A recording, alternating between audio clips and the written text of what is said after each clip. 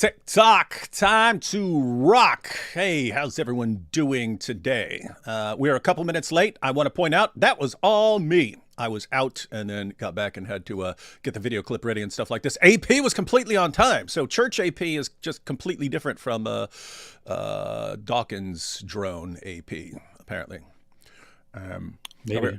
Hey, right before we were live and I was setting up stuff, we were chatting about Muhammad Hijab finally responded to the Islamic dilemma. And everything he said is complete nonsense, and he is about, boy, this is about to be fun, ladies and gentlemen. This is about to be fun. So we're gonna release some videos on Monday. Chris from Speaker's Corner is gonna release a video. He's responding to one epic blunder. I'm responding to another epic blunder where, if you don't realize how serious this is, he's guilty of massive shirk and all kinds of stuff. Borderline in the apostate category after this video, trying to respond to the Islamic dilemma. So this is pretty funny. And then Tuesday, we'll be on Chris from Speaker's Corner. This will be earlier. This will be earlier in the day because there'll be UK guys. But Chris from Speaker's Corner is going to join us live to go through the entire video. And Jai and DOC are going to join. They say Hijab has some basic Arabic grammar problems when he's going through this stuff. So this is going to be pretty humiliating. And all you Dawah guys, trust me, right now we want you to respond to the Islamic dilemma. Please respond to the Islamic dilemma. So we actually have a community of hundreds of people all studying it right now.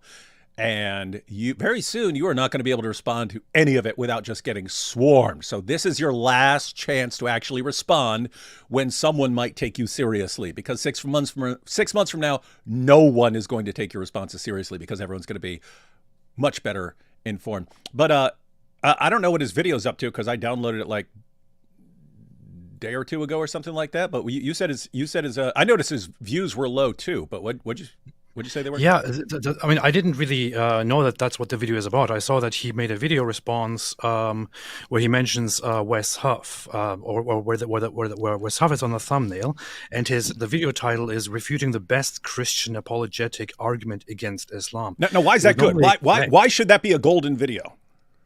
Because, well, two elements that I just mentioned. Mm-hmm. One, it's Wes Huff, then the guy has been trending. Number two, it is the best Christian argument against Islam. Plus, it is also refuting the best Christian argument against Islam. People love that. Dawah fans love that. And then fourth, it's Muhammad Hijab, who has over 1 million subscribers. So that should be a video that has hundreds of thousands of views right now. What'd you say it was up to? It is at 64,000 views in 8 days. So it's kind of surprising to me. And the thumbnail is also easy proof the Quran is false with an arrow posting at Wes Huff.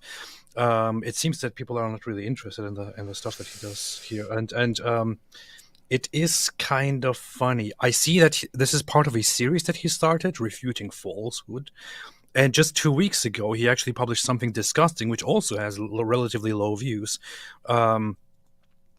Which the title of the video is Marmari Finishes Himself, and the thumbnail is Bishop Hangs Himself, with a noose and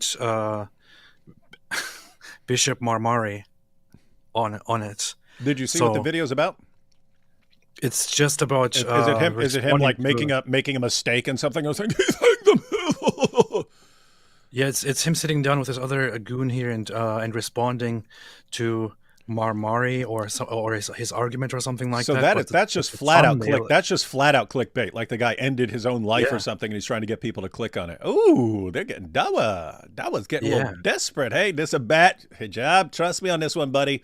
It's a bad year to be slipping like this and resorting to just clickbait. It's a bad year, buddy. It's not even just clickbait, you know. It's one thing to just messed up. It's extremely messed up clickbait. It's also like some really dark stuff here of posting a thumbnail of the guy and saying Bishop Hangs Himself, posting an actual noose with an arrow on him, sad and all that. It's like these guys are just they have no standards, man. No principle. The worst. And I watched Hijab's video. Again, absolutely terrible. He is about to get completely humiliated But even in there, he's referring to himself as like the champ, the champ, the champ. And it's like Allah specifically says he does not love him who is proud or arrogant. And like all the Dawah guys are like the proudest, most arrogant people. Well, I can't say all. There are people who aren't like that, which actually brings us to the Dawah wars. So you've got the Dawah guys we pointed out in the past who are like obvious narcissists. That's your Muhammad Hijab. That's Ali Dawah. That's Sheikh Uthman. These guys are just complete narcissists. But you also have like Sajid and Farid and so on who aren't. And yep, it's always going to be an issue. The narcissists want attention. They want everything revolving around them. And those are the guys who are better at getting attention. Narcissists are just, they know how to get attention. And so if you're the regular Dawah guys and you're not like that, you're looking at these guys and going, oh my goodness, what is going on here? This is so embarrassing that this is taking off. But that's life. And we get to reap the rewards over here. Going to be fun stuff. So everyone, we're going to, when it comes to the Dawah wars, you could basically pick a day. You could pick any day ever for the past basically year and a half, but even going back further, but you know, in recent times, they're just constantly. So you can actually pick a day and go see what they're talking about, and they're at war with each other. And this time is Farid. Farid blasted Daniel Hakikachu, and I was like, oh, so Daniel lied about something because he was saying Daniel lied. But I watched it, and it's like insane lies, like completely insane lies. And it's a weird situation where I'm on Farid's side and going, that is seriously messed up, and he needs to be exposed for that stuff. So, yep, we're going to go through Farid's latest video going through the lies of Daniel Hakikachu, and it's just this weird situation. We're going to be like, Farid's got a point. He's got a point here. This is some crazy messed up stuff. Wild. But then it's funny because given the insane conspiracies that Daniel's putting out there and that Farid's responding to, Daniel will probably watch us and be like, you see, Farid is clearly conspiring with David and AP to bring me down because of my powerful Dawah. She's trying to bring me down because it's all like he's working with the Jews and stuff like that. It's like it's awesome stuff, man. Oh boy, these guys can't get along, and they are not going to be able to get along at all very soon. It's going to be fun times. All right, let's take these first fun times. Fun times, son. We're going to take these first couple of super chats, and then we'll jump right into Farid's awesome video. Jack Ray says, TikTok, time to wait. Wait for what, man? We're here. David, what's taking so long? You sleeping again? No. I've given up on sleep. Momo was wrong. My cat walks on my Quran. No. I bet since Farid has a lot of books, and in this video you're going to see he has a cat. He has a cat. And this cat keeps jumping up on his stuff. So I'm sure that cat has walked all over all kinds of books. And cat would never do that. Yeah, and then he probably tortures the cat. You will never do this. You will never do this. Meow, meow, shut up. You're sick. Momo was wrong. My cat walks on my Quran. Now to read a real book. For God so loved the world, whoever believes will not perish but have eternal life. Yeah, that is better. Powerfully. I see David, AP, but where's Thor? I mean, Thaddeus. Thaddeus. Oh, boy. Yep, Thaddeus is, I'm hoping he sues the crap out of those people. Gonna hike at Mount Athos next week. So excited. That's pretty cool. Wow. From Yahya's Hot Lips. It's pretty basic. People have awesome channel names. Dawah Troll. Brought to you by Dia's Lotion. Keep that stuff away from me, man. Please talk about the Epic City plans. We might have to look into that because I saw it when the first I heard about it was when I saw a video that was shared on Twitter, and it was by Yasser. The videos by Yasser Qadi, and he was advertising for his Epic City. And I was like, this sounds like you guys are making like full Sharia cities in Texas, man. That was crazy. But then I think the people were complaining to the government and stuff, and they were saying the government was going to do something. I don't know. So yeah, point is, apart from people commenting on it and then seeing that initial video, I haven't really been following the story. So we might want to do something about that. So please talk about the Epic City plans in North Texas by Tablighi Jamaat Group. They are creating this community in Texas to be Sharia compliant. Hey, you know what? We should move there. We should move there. And if they won't let us move there, we'll say, this is apartheid. This is apartheid. And if they do let us, oppression. And if they do let us go there, we'll have anti-Dawah. We'll have anti-Dawah classes regularly. With Holy Week starting soon, allow me to ask, what's your favorite Jesus movie? Passion of the Christ, Zeffirelli's Jesus of Nazareth, 1999 Christian Bale as Jesus and Mary, the mother of Jesus. I haven't actually watched a ton of Christian movies over the years, but Passion of the Christ was really well done. I like to see movies like that, like really well done. I have only so far seen so Passion of the Christ. I've seen it several times. I watched the old Jesus of Nazareth, and I have watched the show The Chosen, and I must say that the old long Jesus of Nazareth movie is just superior in pretty much every single way. It's amazing, but the thing is, in the Passion of the Christ, the guy who plays Jesus does it very well. But of course, the issue is that the movie focuses on only one aspect of Jesus. Yeah. It only focuses on his suffering. Would have been awesome if they like took that and like did a whole like series of movies like yeah. Jim Caviezel. If he portrayed actually in the style of the Passion of the Christ, the life of Jesus in general, that would be very interesting. That would be very, very dope and based. But you know what? Apple Packer, I'll Puff Daddy. I actually like awesome Christian movies like Mad Max Fury Road, which people don't think of as Christian. But when I see that, it's like, yeah, this is what happens when society breaks down. You're actually getting it right. It's not like you don't get utopia. You get pagan, weird cult leadership. That's what you get. That's what you get. And so I take movies like that as like, if you're right about what happens when society abandons Jesus and breaks down, I actually take those as kind of reverse Christian movies, but not reverse in the sense of being opposed to it, but just giving the other side. Here's my jizya, alhamdulillah, by Ezra. May peace be upon you. Alhamdulillah, alhamdulillah, by Ezra. David, saw you posing with Alex in a suit, apparently smart, tall, and great skin. Ali Dawah's voice, and we're proud of that. Yeah, I put on a suit, and I was like, what if he shows up in like jeans or something like this, and I wear a suit? Sitting there walking around looking like a banker in there. Serious question arises. Do you perceive... Oh, yeah, guys, we'll be releasing those tomorrow. Those will be released 4 p.m. Eastern time. I will most likely be asleep during that time. But in theory, no, I will 100% be asleep during that time. But we're all scheduling our videos to release tomorrow at 4 p.m. A serious question arises. Do you perceive the potential for a civil war to erupt in England if the escalations of Islamic indoctrination actually transpire? You are definitely going to get a civil war in England. That's what I've been trying to avoid by warning people to deal with the problem when it's more manageable. But you're eventually going to have people just taking over entire cities. And eventually the regular British people who aren't trying to conquer the world and so on will realize we cannot let this continue for the safety of our children and grandchildren and stuff like this. Their backs will be against the wall. The government will be doing nothing, and it's not going to be pretty. But yep, it's indisputable. I mean, I sure hope they have a civil war. It would be fun to see.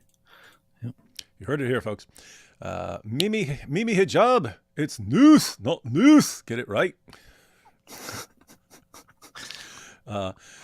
Muslims are 5% of UK. I've seen 6.5. Muslims are 5% of the UK population, but have power. Why? It's very easy if your group gets is able to establish itself as an oppressed group, and you have leaders who will do anything not to be in the oppressor category. You just have to give them anything they want, and that's what's going on. And they also have a sense of they actually, as a minority in a country like the UK, can rile each other up and push each other to support a certain a certain idea, and they have one representative, and then it's generally agreed that all Muslims should vote for that representative. Whereas the other parts of the population are very much busy fighting themselves over ridiculous, trivial things. So, yeah. Fadi Ibrahim says, did I miss the memo? Black shirt with cross and beard. Yes, this is the official new dress code of the Screaming Goats podcast. Yes. So glad to be here with the great D Wood and the best accent on YouTube. Best accent on YouTube. AP, make sure the goats are well cooked. We will. We do. We're cooking the goats. We will. You see. Mrs. Ali Dawah said, yeah, listen, guys, found this early 7th century Arabian song online. Yeah, it'd be like, I kissed Dia and I liked it. I hope. I don't know the actual song. Is that supposed to be I kissed a girl and I liked it?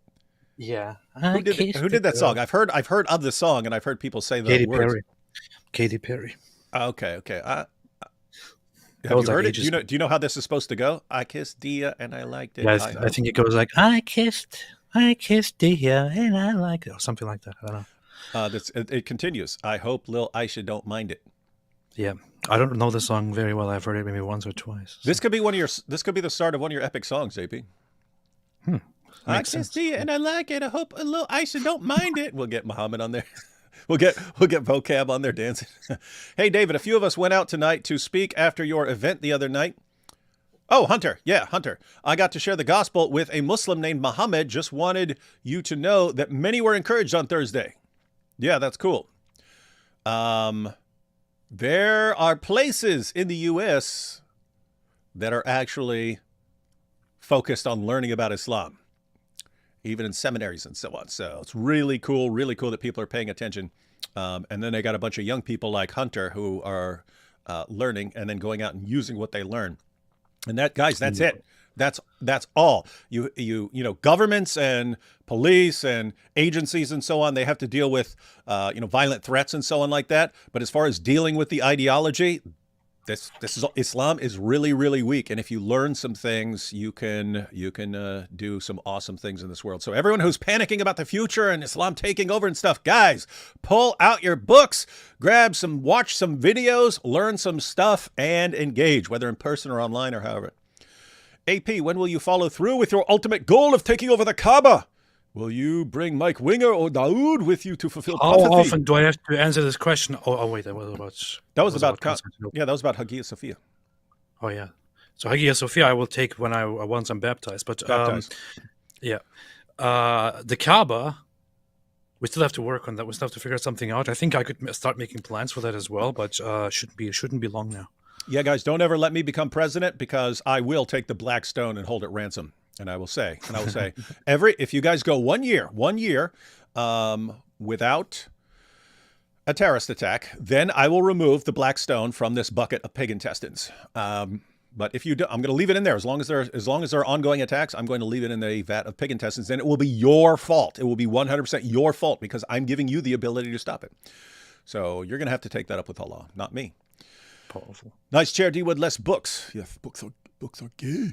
How do you respond? There we go. Christopher says, how do you respond? Christopher, I'm going to give you a brief. I'm going to give you a little taste right now. But this is what my video response to hijab on Monday is going to be about. So you only got to wait 2 days, less than 2 days, because we'll post it probably around noon or something like that. 2 days, you will see. Well, keep in mind, there's way more that can be said about Surah 5, verse 48. I'm going to make a video responding to hijab, giving kind of the basics. But 2 things. One, if you read in context, and I agree with you, game over. It's one of only a couple verses, and that's one of their top 3 that they go to. And it actually, when they use the response that they give, they don't realize it yet, and they're about to realize it. This is what my hijab video is going to be about.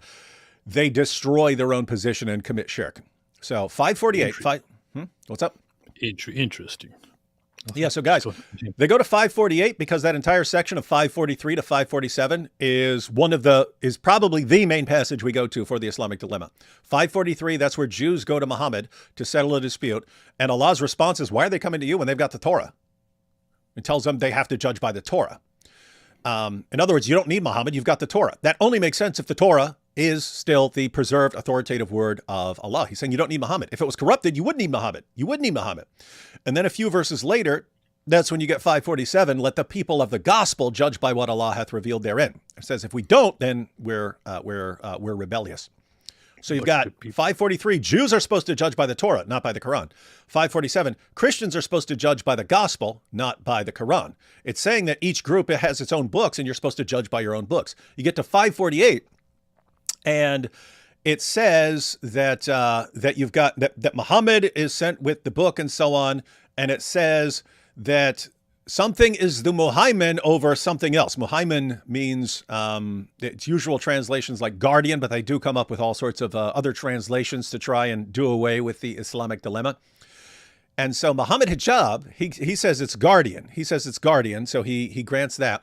But he says when it says guardian, that the Quran is the guardian over the previous scriptures, that guardian means you're correcting all the errors in it and you're the authority over it, right? When it says you're a muhaymin, which was just means like something like guardian or safeguard or protector.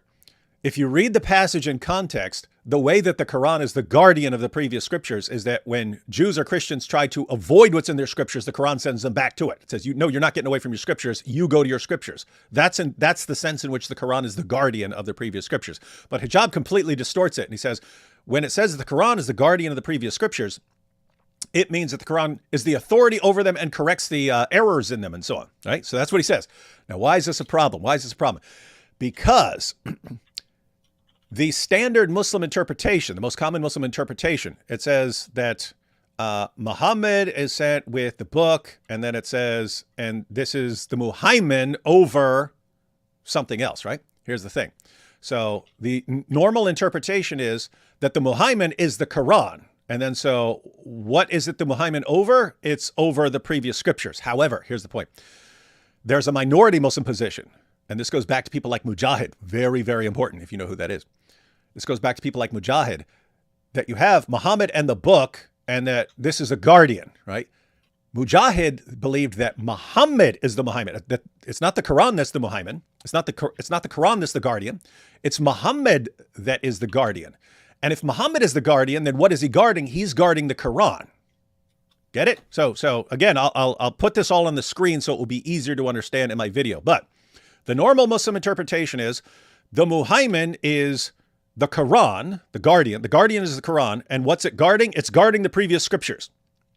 That's the normal interpretation. And Muhammad Hijab says guardian means that it's correcting the errors in and it's the authority over. Okay. You have a minority Muslim position that says, no, Muhammad, the verse is saying Muhammad is the muhaymin over the Quran. What's that mean? If muhaymin means you're correcting the errors, that means Muhammad, according to the minority position, is correcting the errors in the Quran. That means that people like Mujahid believed that Muhammad is the authority over the Quran and he decides what to keep and what to reject. What does that mean? It means that Muhammad would be a higher authority than the speech of Allah. So Muhammad is a greater authority than Allah himself. What is that? That is shirk. Now, Hijab could say, well, that's not my position.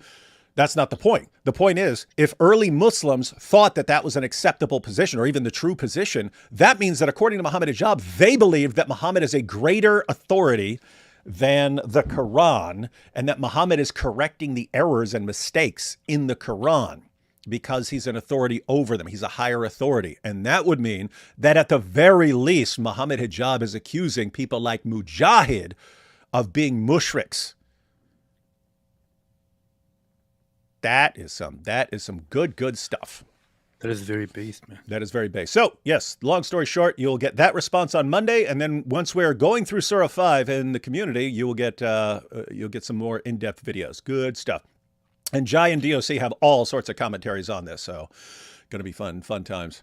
Oh my goodness, I was sitting there talking, and there's like 1 million super chats. All right, we'll go for a couple minutes with a couple more minutes with super chats, and then I will pause those, and so we can go to the video. Let's see, try and go rapid fire here. Glory to Jesus Christ. Beautiful Holy Week soon. Yep, these are good times. Fareed has a point here. LOL 2025 is definitely fun. Yeah, Fareed has a point here. That is funny. D Wood on the same side as Fareed. Passion of Christ. How about the Passion of D? Passion of the D. That'd be an awesome movie. Did you guys see the short where Sneeko and his boy Sonny Faz talking about the lack of bird poop near the Kaaba? It's basically airtight science, lol. Yes, it is. I didn't see that, though, but that's funny. AP, I know you irrationally hate Sharia, but why oppose paying jizya? It was just a 10% to protect the Ummah's jobs from unfair kafir competition. This is a good point, and this just actually helps me change my mind. Now I want to pay jizya, and I also want to be subjugated by the Muslims. Yep, come here, please subjugate us. Come on, do it. Yeah. And by the way, everyone, when you hear Muslims say, "Oh, but it's such a tiny tax. It's only 2.5% or 5% or 10% and so on." No, it varied. Muhammad charged the Jews of Khaybar 50% of their annual produce as jizya. So it would vary depending on who you are and so on. TikTok, lick the rock or hit the like button. What up, D Wood and AP? Loved your performance in the debate against Alex O'Connor. Really? That's good because Thank you. Yeah, again, discussion period was pretty rough, but yeah. Anyway, it was still fun. There's good stuff in there. Couldn't have gone better for you. No, it could have definitely gone better. You humiliated him. This is funny. This stream is good for me, but bad for the Ummah as an ex-Muslim follower of Jesus. That's nice. Awesome.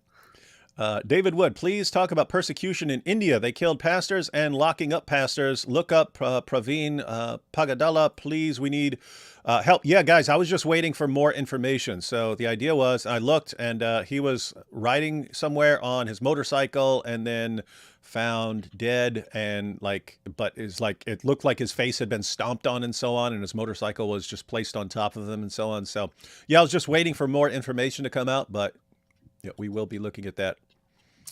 The Vatican position, Nostra Aetate, Section 3, that declares Muslims worship the same God as we do, infuriates me. This is why Matt Fradd had to restrain himself during the Ismail Yusuf interview. Is that true? It is true. Not just the Nostra Aetate, but also the church documents and teachings that it references and relies on, the catechism teachings and so on, basically teach that Muslims do not just claim to, but actually do worship the same God. And I did very briefly click on the video of Matt Fradd and his discussion with that ex-Muslim, and that did come up. And he was like, I want to say that Muslims do worship the same God, and I hope you're not very disgusted with me at this point. He was joking about it, but no. That did come up apparently. Would be worth looking into. Yeah, how long was that interview? Is it like one of the 2-hour interviews? It was like 30 minutes? It's a long interview, but there are clips of it, like those sections are clips. You could pick out a couple clips and we could check it out. I'd be interested in that. Let's see. A Muslim I'm debating says some Bible verses have been added, but said verses are completely different from what he says they are. Yeah, always just tell them to give more information. Explain that. Explain what you mean. Explain what verses. Give your evidence and so on. Because it's just common to completely make things up. Good news, AP and D Wood. Mel Gibson's going to make a sequel to Passion of the Christ. Yeah, I've been hearing that for years. Focusing on the 50 days of Jesus from the resurrection to ascension. I'd like to see that, but I've been hearing about a sequel since shortly after the Passion of the Christ came out, like 20. Well, unlike then, it's actually in the works right now. It's actually in the works right now. It is in development at this moment, and it's supposed to come out soon. I don't know. I mean, I'm not honestly very excited about it. I liked the first movie, but I also feel like I liked it more as an outsider who was only interested in Christianity. Mm-hmm. After I started, adopting Christian beliefs and ideas and practices and watched it again, I kind of feel like it is in many ways a very strange and kind of misleading portrayal of many things. An over dramatization and of like almost turning the story of Jesus and the characters surrounding him into some fantasy, the 300 movie or something like that. Which is why I would, for example, totally prefer the other Jesus of Nazareth movie over that like 1,000 times. But I don't know. Let's see how the other movie looks. I have to say, Mel Gibson knows how to make some banging movies. I was watching what was that? The one where the one with the guy was a Seventh-day Adventist and refused to fight. I mean, refused to actually like fight. So he, gosh, my brain is fried, man. It's still fried. It had Andrew Garfield, a kid from Spider-Man, and Hacksaw Ridge. There we go. John Beaver said it. Thank you. Hacksaw Ridge. But it's a true story. It's a true story of this guy. He refused to. Did you ever see it? No. Oh my goodness, man! I don't know if you like war movies, but this was like insane. And had like he just was a pacifist. He was a pacifist, a Seventh-day Adventist pacifist. Refused to. He agreed to go to war when he's drafted, but he refused to actually fight. So they ended up making a medic. Dude won the Congressional Medal of Honor as a medic just for he kept going and rescuing people and stuff and bringing them down a cliff, carrying them down a cliff, and he just kept going. He kept getting and he was messed up, man. He was messed up, but he just kept going back. Anyway, but the battle scenes, I'm looking at the battle scenes and I'm like, I can't even imagine how they filmed this level of special effects. It looks like you are in the middle of a battle, an actual battle with stuff going on around you. Anyway, crazy, apocalypto. Dude makes some crazy movies, so I like Mel Gibson's movie-making ability. AP, you agreed to a SC. What's an SC? A super chat, I guess. Oh, I don't know. You agreed to a super chat in your last stream that it would be based if all Christian denominations would unite as one. That could only happen under the papal banner of Rome, but you don't like Rome because you are gay. You see, this is why you all have to become Catholics if you want to unite under one banner.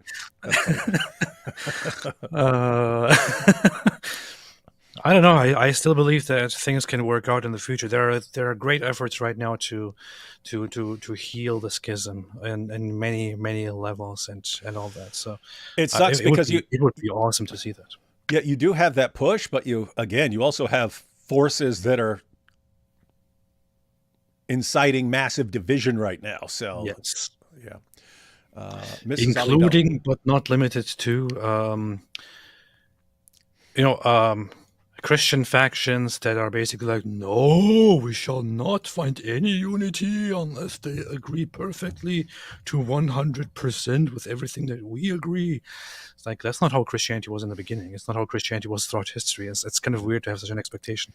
And I don't know. I don't understand why some people just insist on saying, no, we have the one single truth and all others are wrong and evil. How dare we ever think of uniting? It would be much better to unite, even if you don't fully agree to everything, unless somebody engages in like outright, horribly unacceptable blasphemy, Yeah, it's actually C.S. Lewis. I forget where C.S. Lewis brought up this point, but he brought up the point about people, would criticize someone and say, "Oh, but you believe everyone else is wrong," and he pointed out, no, what you actually believe is that they're wrong about something. But you also believe that they're right about something. If you listed the things that we agree with someone else on, even someone from a completely different group, so Alex O'Connor, right? If you listed the things that if you were somehow to list everything we believe about the world and everything else, we would agree on a ton of stuff. We disagree on certain things, but we agree on a ton of stuff. If you're Christian of any variety, you agree with that person on significantly more. You're agreeing on a bunch of stuff, and you're disagreeing on some things, and those things can be important. But yeah, you agree on a ton of very important things about God and Jesus and the Bible and so on. So, point is, it's good to focus on sometimes just on things you agree with people on. For example, the Council of Chalcedon, was a very, very significant one that led to an early split, where ever since the Oriental Orthodox Church split from the Chalcedonian Christians, who later on who were the Catholic Church and are now the Catholics and Orthodox and all the others, but they very much disagreed simply over one issue, which is the nature of Christ, which is whether Jesus has two natures in one person that are, fully divine and fully human, or whether it is only one nature that is united, both divine and human. And these two groups disagreed for over 1,000 years, for 1,500 years. Over the last decade, over the last century, they came together many, many times. The current state of things between the Eastern Orthodox and the Oriental Orthodox, for example, is that we don't actually have much of a disagreement. We basically just agree on the nature of Jesus. We both just have certain things that we emphasize because we want to prevent the other side from saying something wrong that could cause heresy. So, but they very much agree. Like the last meeting was basically them agreeing that they both believe the same thing, and that the disagreement is largely about semantics. They both believe in the two natures, united or however you want to call it. So right now they are actually in the process of somehow finding a solution to end the schism and to be in full communion with each other. But they were separate for 1,500 years. Wouldn't it be like legend status if they figured something out after 1,500 years? Yeah. Nice. That'd be crazy. Hey, Daily Winger and Accessing Prostate. Sorry for asking if I already answered, but when can we expect to see the 2025 Islamic Dilemma videos? As I pointed out, me and Chris are posting videos this week, starting on Monday, responding to hijab. Chris has already posted his rundown of all of Surah 2. So he's got a video going through all of Surah 2. I will also be posting, unless something weird happens this week, I'm planning to post also a video going through all of Surah 2. Chris, the way Chris did it, I will do it a different way. We'll be covering a lot of the same stuff, but yes, and there's, I think, 3 videos I want to make about Surah 2. But yes, we'll be posting this week, and we'll be posting for the next several months until we covered everything. And Dawah's never going to recover. How do Muslims persist in smuggling firearms into heavily regulated England? Well, if you come over on a boat, you can kind of bring whatever you want. Yes. You've been humiliated. Yes, that's true. AP, yes. I heard the chain of narration that Ezra is pleased with your answer to my SC last time. This is the curse of Ezra upon Dawah. Ezra is becoming uppermost, you see. Jazeera tax must be enforced. Good point. It is funny if people just constantly start talking about Ezra like that. I mean, it's almost like that. It's almost like that dude. Pete Hegseth or whatever. He's got the Kafir tattoo. Like they lose it. And even though their book is like Kafir. And he's like, oh, okay, I'll call myself Kafir. Oh my goodness, he's calling himself Kafir. How can he do such a thing? What an Islamophobe. It's like weird, but it's weird like that. It's like the Quran and the Hadith are like, everyone's worshipped Ezra. And then it'd be funny if people start going around, Ezra. And they'd be like, stop making fun of us. Like, what? That's what your book says people are doing. Your book literally says that's what people are doing. You can't agree with the Quran. The Quran says you're a kafir. You say, okay, I'm a kafir. They go, no, how dare you? The Quran says, oh, you guys you're obsessed with Ezra. And you say, Ezra. And they go, oh, stop making fun of us. Isn't that weird? It says, does AP think there's a risk of Israel, Turkey having a war conflict over Turks trying to control air bases in Syria and have a defense? Huh? You think there's a... There's always a risk, and Turkey hasn't been very, very nice. Erdogan has been very brutal with his language when it comes to Israel. He even openly threatened war. He openly threatened and said, just like we went into Syria one night, we might do the same thing to Israel. He openly said that. So the Turks, they can never behave. Their politicians. That's racist. Have openly said, like the nationalist right-wing party has openly said that that basically they said Palestine belongs to us, Jerusalem is ours, we will protect it, and so on, and we will take it if we have to. They have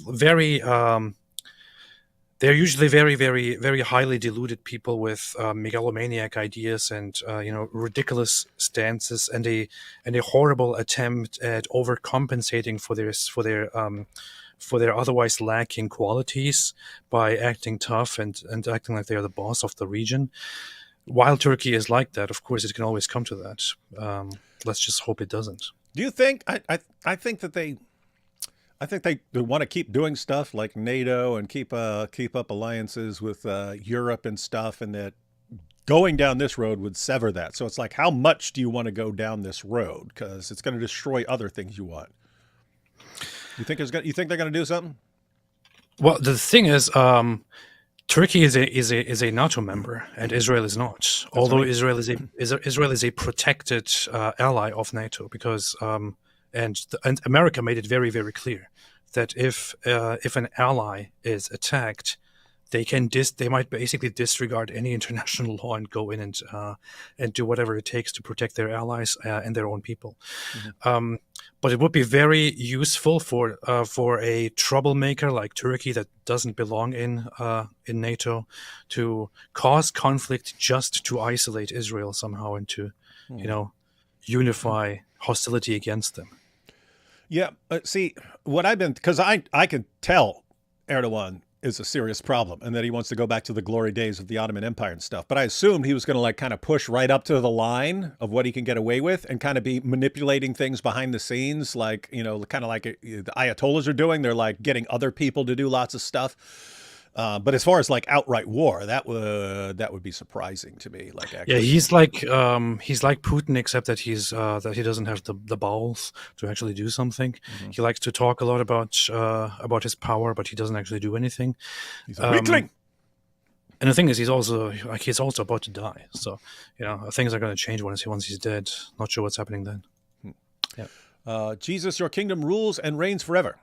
This is true. Amen. Muhammad only married little girls with intact Muhammad. No, he didn't. He married all kinds. And there was others that he couldn't marry because they were dudes. AP's mustache is getting thinner and thinner to a degree I'm afraid he might invade Poland. Oh, yeah, it is. I didn't even notice. I'm thinking about it. Yeah. Let's see. They call it a whiteboard because Momo is white. Ali Dawah calls it a wife board because lightly striking wives makes their skin green. Hide the proof. That's a good point. Hide the proof. Pro-Israel Zionist here, but concerned about recent incident with shooting of ambulances, rescue workers, and lying about it. Please take a look. I have seen that, and if it's what it looks like, that's extremely messed up. But the issues you have to be concerned with is that just couple of individuals who do it and not coming down from the government, or is it actually the government ordering that sort of thing? In other words, guys, every war you'll have soldiers doing messed up things and then trying to cover it up and saying, no, this is the situation and stuff. So yeah, you have to look. If it's actually the government ordering that sort of thing, or higher ups or something like that ordering that would be extremely messed up. If it's some guys, then yes, you need to deal with that and punish them appropriately and so on. But you wouldn't say, oh, therefore the entire government. I mean, you look at World War II, pick any country in World War II, you can find some people doing some extremely messed up stuff in various situations. I mean, the latest news about the incident is that Israel actually admitted that there was wrongdoing and that there was a mistake. So it's Israel actually openly admitting in the end and saying that things didn't go as they should, and that an investigation will go into it. What Israel does is that an investigation upon mistakes or wrongdoings usually starts, and they actually go through with it and take drastic consequences. That said,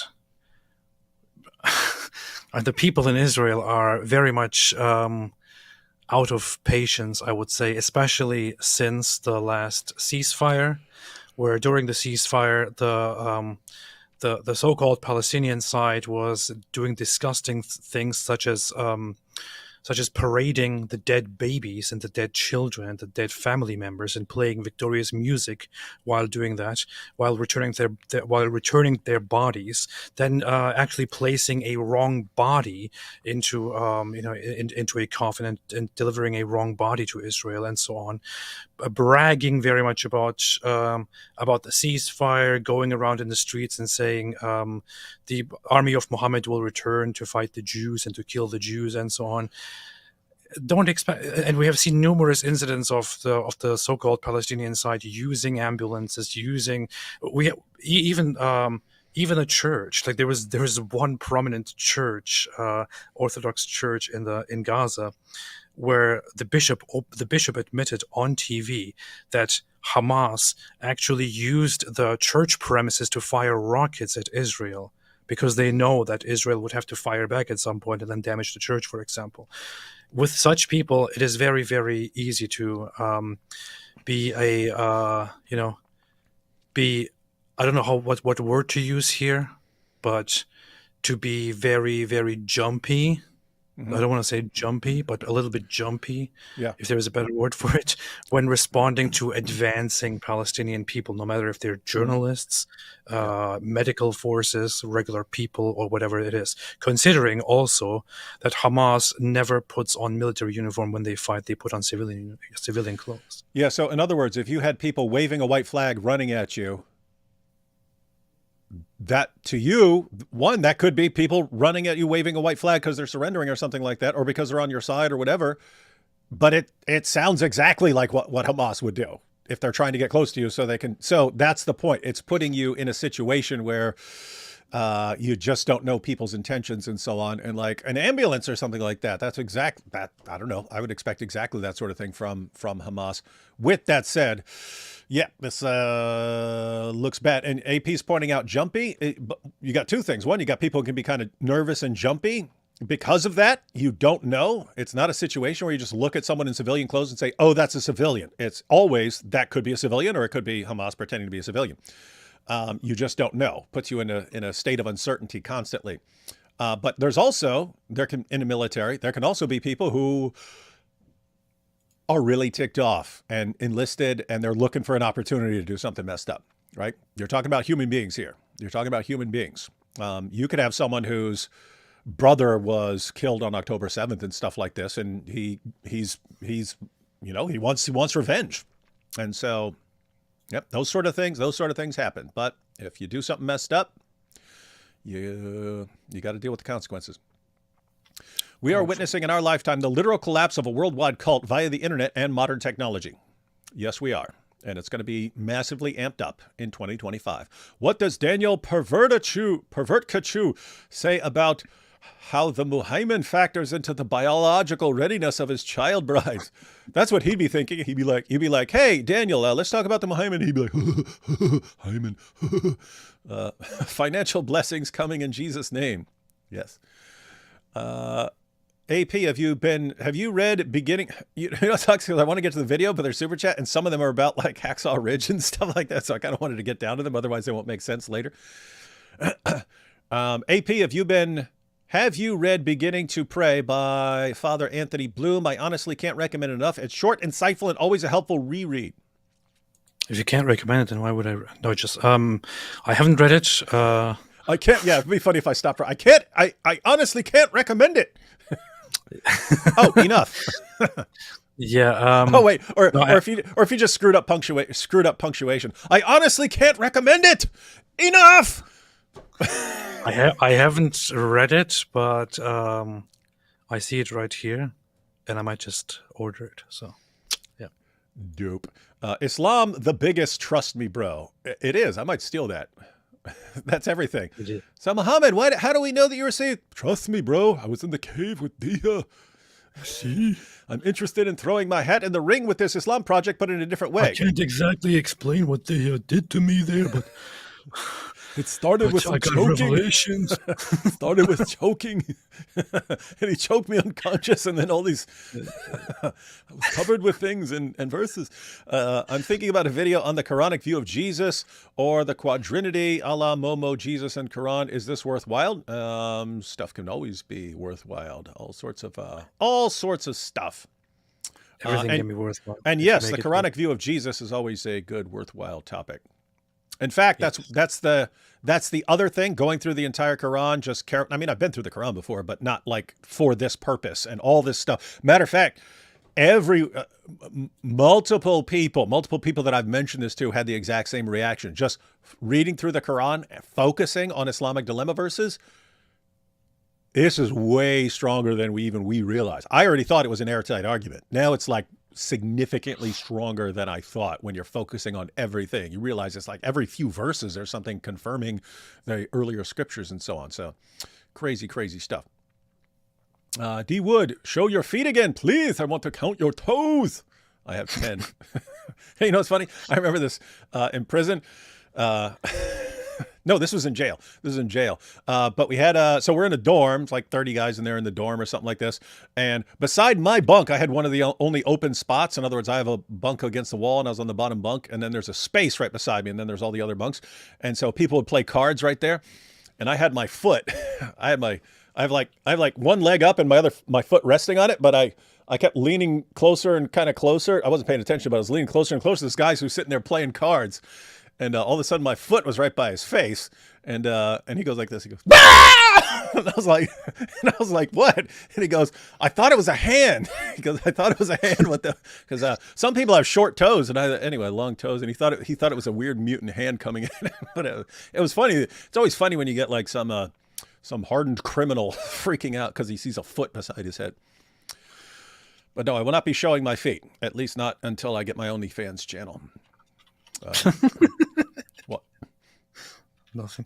Conscientious objector. Yes, that is what that was about. Yeah, this crazy thing happened last night. Yeah, this crazy thing happened last night. Yeah, you won't believe it. I'll be squatting over Ali D, feeding them grapes. What is this? What is this weird stuff? Mrs. Ali Dawah. It's also funny that Mrs. Ali Dawah has the same voice as Ali Dawah, but he can't say she doesn't because he won't let us hear her voice. So we'll just assume that her voice is exactly the same, and that's why he doesn't want her speaking. And we'll assume that the reason he married her is that he's such a narcissist. He would only marry someone who sounds exactly like him. That Orthodox priest Josiah from the Lila Rose interview has 10 kids. What? That's it. I'm becoming an Orthodox priest. AP, you got work to do as an Orthodox Kate Schumann. I do. D. Wood, I've been doing research on Jehovah's Witnesses' claims about Jesus being Archangel Michael. They use Daniel 12:1 to support this. Are you familiar? If so, how could I respond? The wrong one to, I mean, I could say you'd seriously have to stretch the interpretation, just as, Michael the Archangel is going to show up and stuff.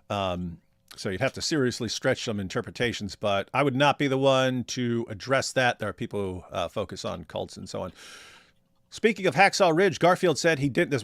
Matter of fact, this is what I said I wanted to get to, some comments about Hacksaw Ridge. Speaking of Hacksaw Ridge, Garfield said he didn't want any aid for the scenes of him carrying the soldiers because he wanted it to be realistic.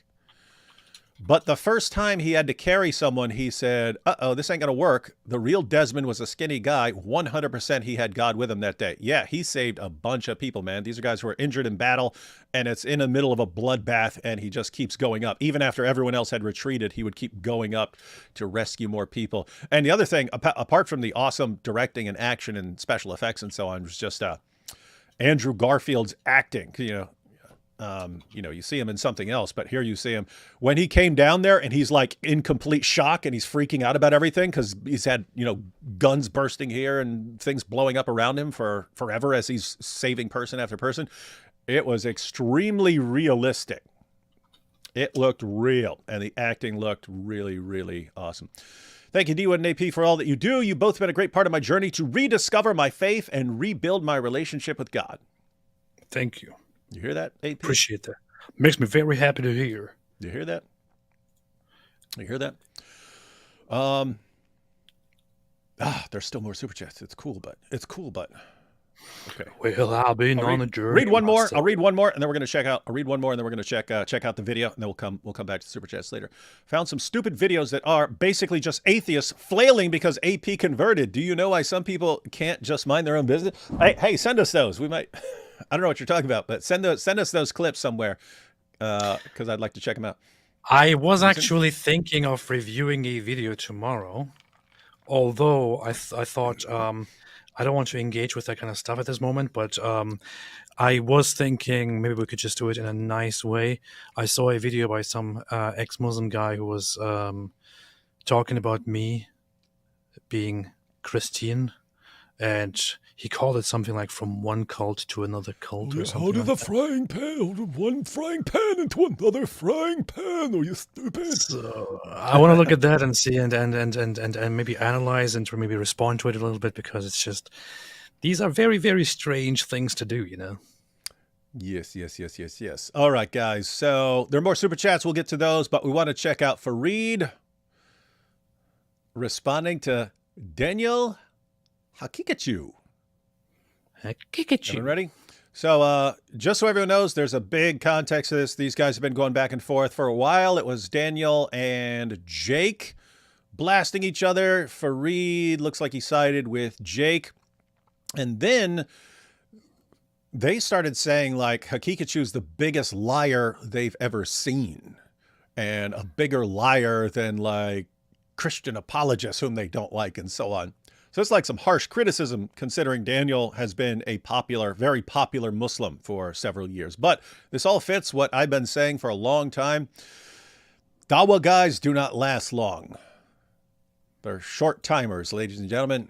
Dawah guys do not last long because they all come out with their new latest trick, and this will win them popularity for a while, and they humiliate the kuffar. But then the kuffar catch on to their tactics, and then their tactics don't work, and then they have to just, you know, they can't debate anymore, and they have to start going and attacking other Muslims and so on. So that's and you see it over and over and over again. Oh, by the way, it's funny. I didn't realize it until someone pointed out. But I'm sitting there speaking at a seminary. I'm speaking at a seminary. I'm supposed to be giving an awesome presentation, and I don't remember what I was saying, but I broke into our Dawah voice, and I'm like, and so someone will say, well, why is this? And I was like, oh crap! I'm supposed to be giving a serious presentation here, and I broke into the dumb Dawah voice. And then someone afterwards was like, oh, I thought it was cool. I thought it was cool when you broke into the Dawah voice. That's cool. All right, so all right, guys, here we go. Assalamu alaikum wa rahmatullahi wa barakatuh. In this video, I'm going to be dealing with the malicious lies and accusations by Daniel Hakikachu.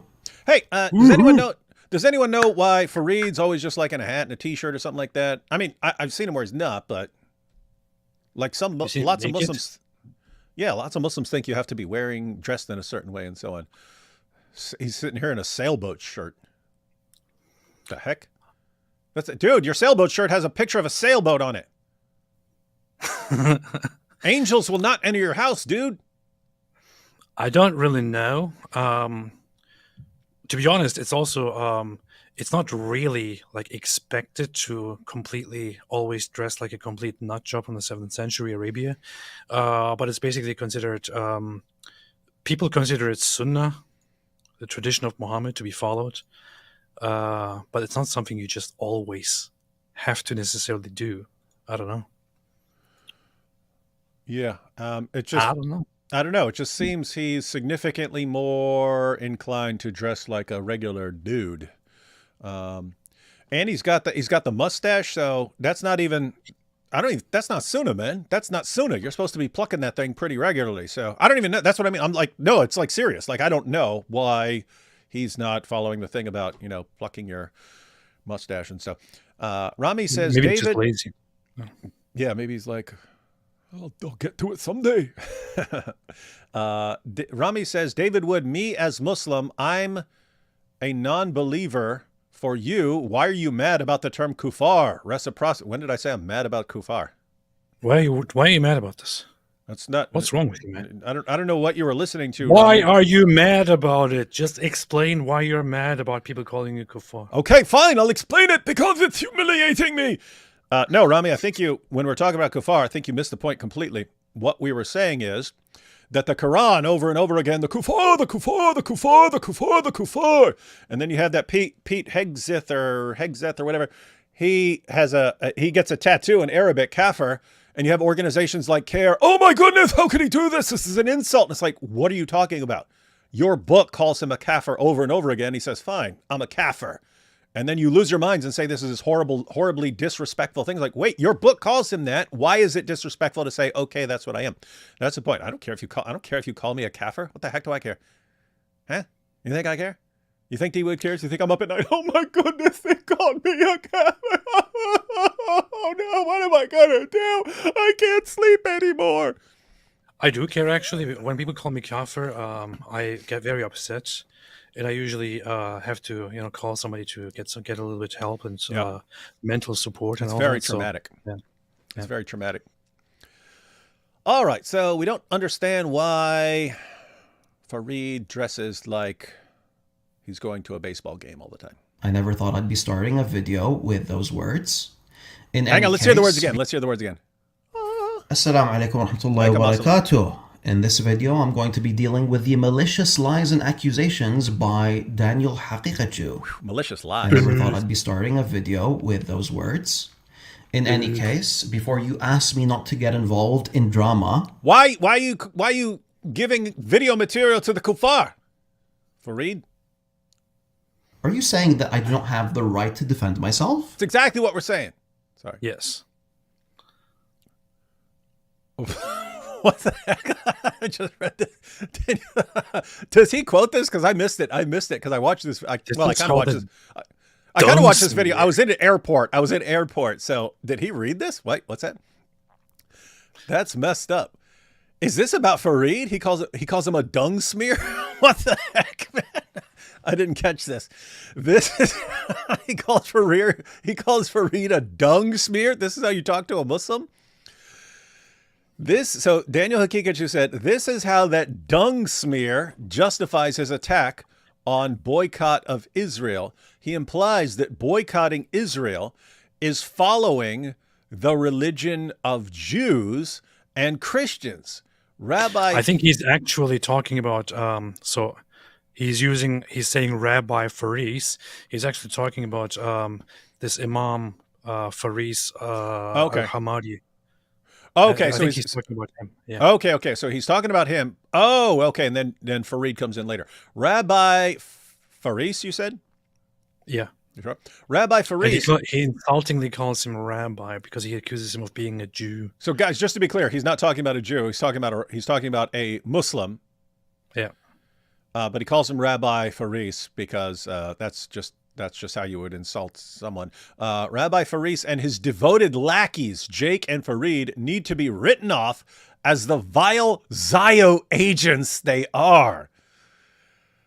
Jake Brancatella, Jake the Muslim metaphysician, and Fareed are Zio agents, along with Rabbi Faris. They're Zionist agents. Isn't that interesting? That's a pretty extreme accusation against some Dawah guys, isn't it? They're agents. They're agents of the Zionists. They're undercover agents of the Zionists. And so, what Fareed is saying here is, if you're going to complain about him, which people will, especially Daniel Haqiqatju fans, if you're going to complain, why are you responding to them and giving, D Wood and AP ammunition for their Dawah Wars live streams? He's saying, he's calling me a Zionist agent. Am I allowed to respond or not?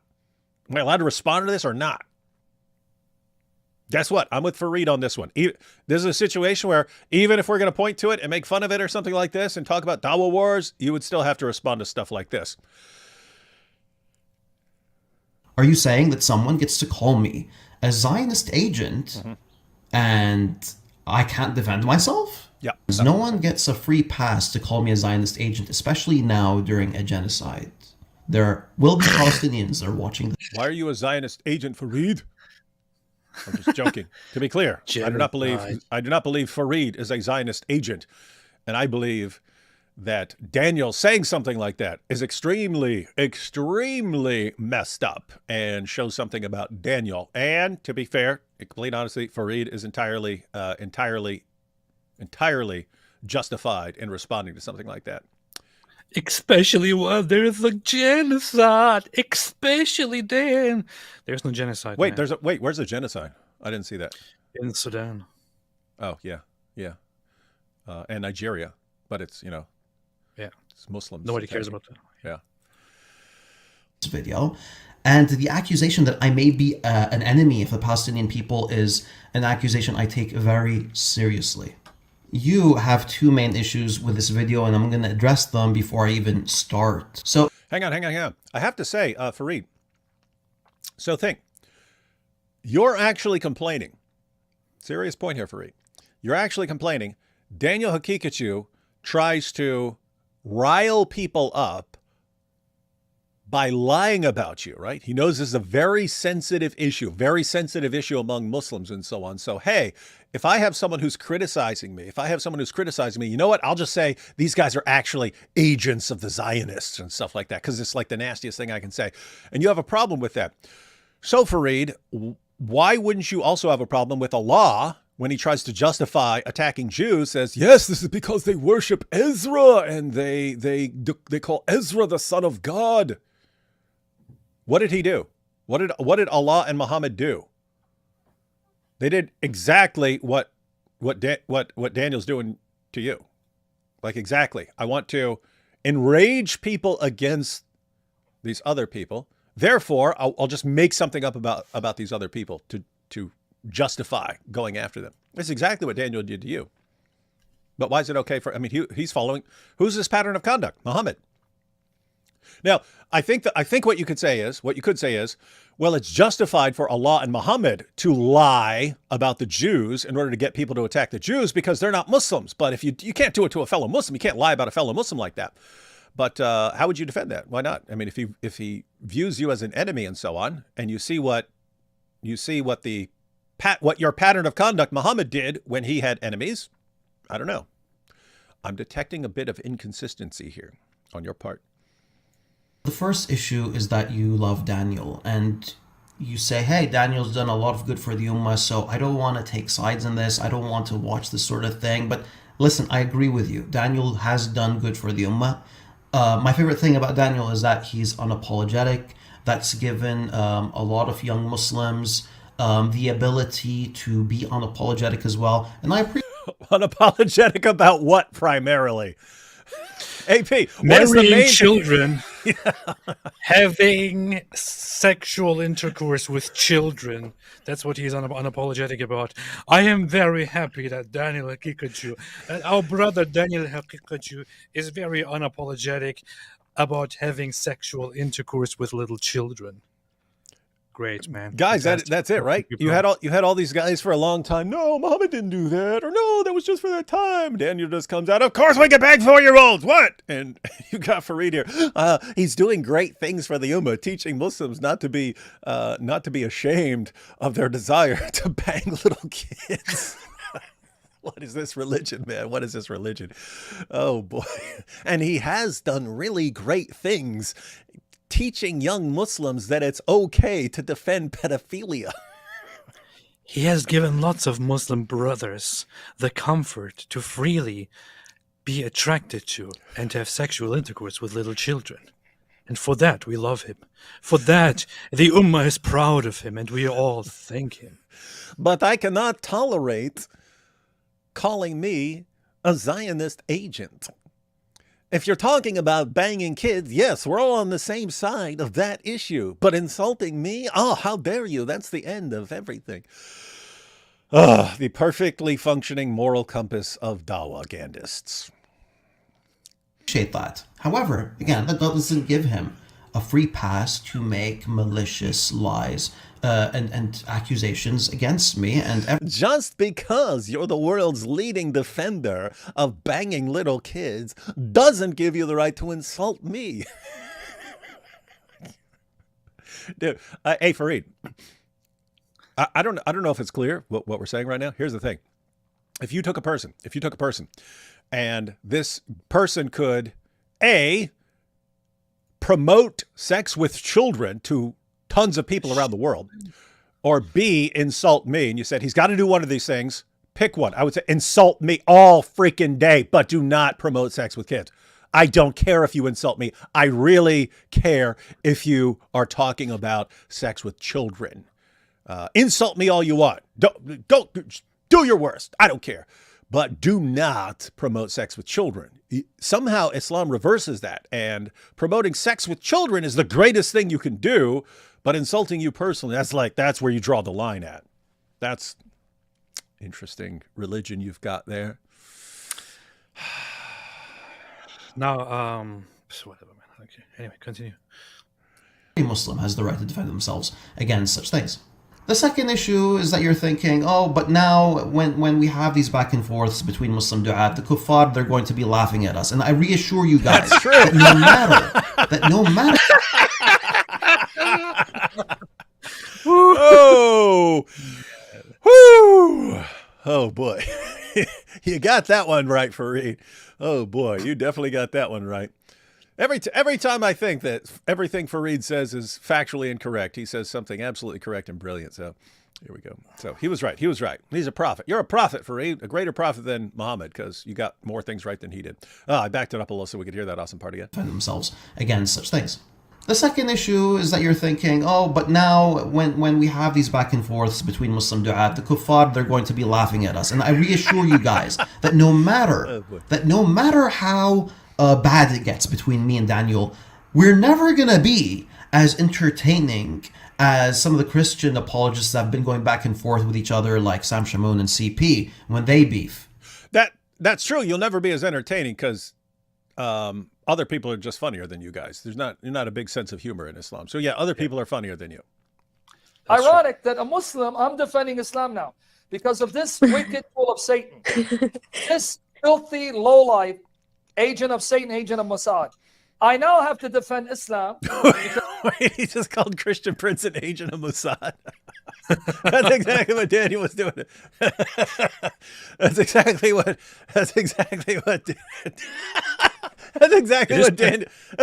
Daniel did to Fareed. He said you're a Zionist agent, and then it's kind of funny that Sam Shamoun and Daniel Kikich go into the same direction when they want to accuse somebody of something.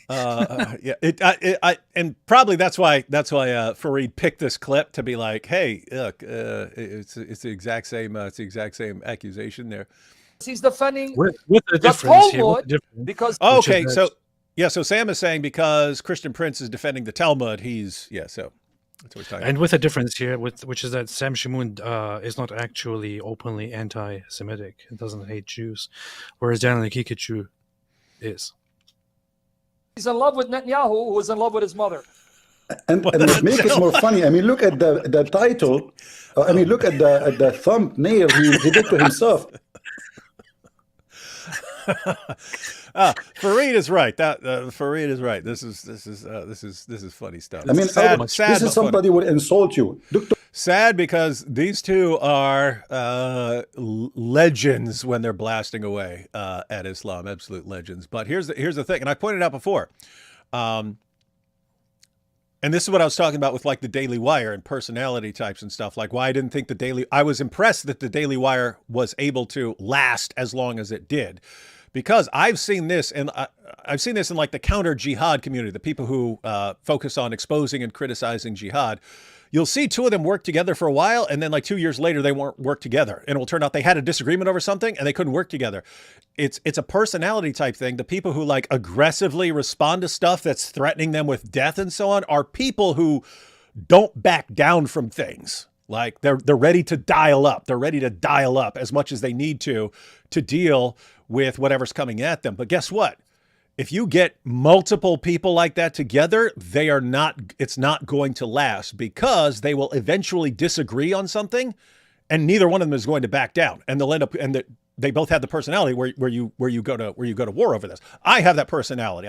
I'm kind of aware of it. So I try to, it's funny because I actually think of it like philosophically, like, it's in Plato's Republic.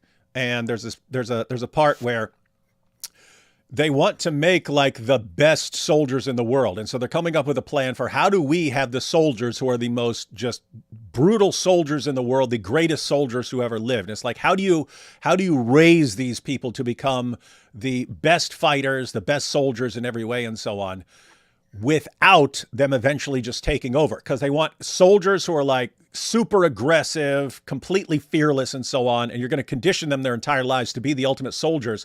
So they're saying, hey, you've got an aggressive army. What could possibly keep these guys from just saying, you know what, let's take everything, let's take over? How do you do that?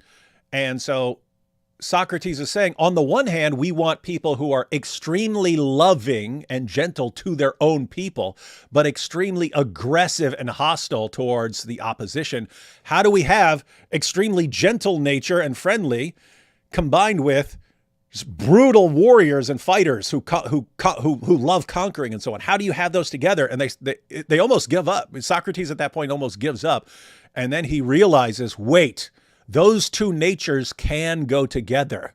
And I know those two natures, on the one hand, being gentle towards your own people, but being really aggressive towards people who are a threat to you, they can go together. And he gives the example of a dog. He says you'll have a dog that you can trust to be completely, to lay down its life for a child in your family or something like that. But anytime someone else is coming, it gets really aggressive and so on. So anyway, that's kind of what you have to do. You have to say, okay, when I have a disagreement, I dial things up, I get really aggressive, I go after it, and that's what you want to do with Islam. You have to find out a way to say, but I don't get like that around other people who are on my side. Because what happens is, again, you're seeing it with the Daily Wire. You get a bunch of people who have aggressive personalities, don't back down. They work together for a while. It eventually backs down. Why? Because you'll have something come up like Israel or something like that, and they will not get along. And then no one knows how to back down off an issue. And so they split up. They split up and start attacking each other. But anyway, so that's human nature, guys. Evil. Oh. He put himself Dr. Evil. I mean, do you see how stupid he is? Why you are making the thumbnail that you are Dr. Evil?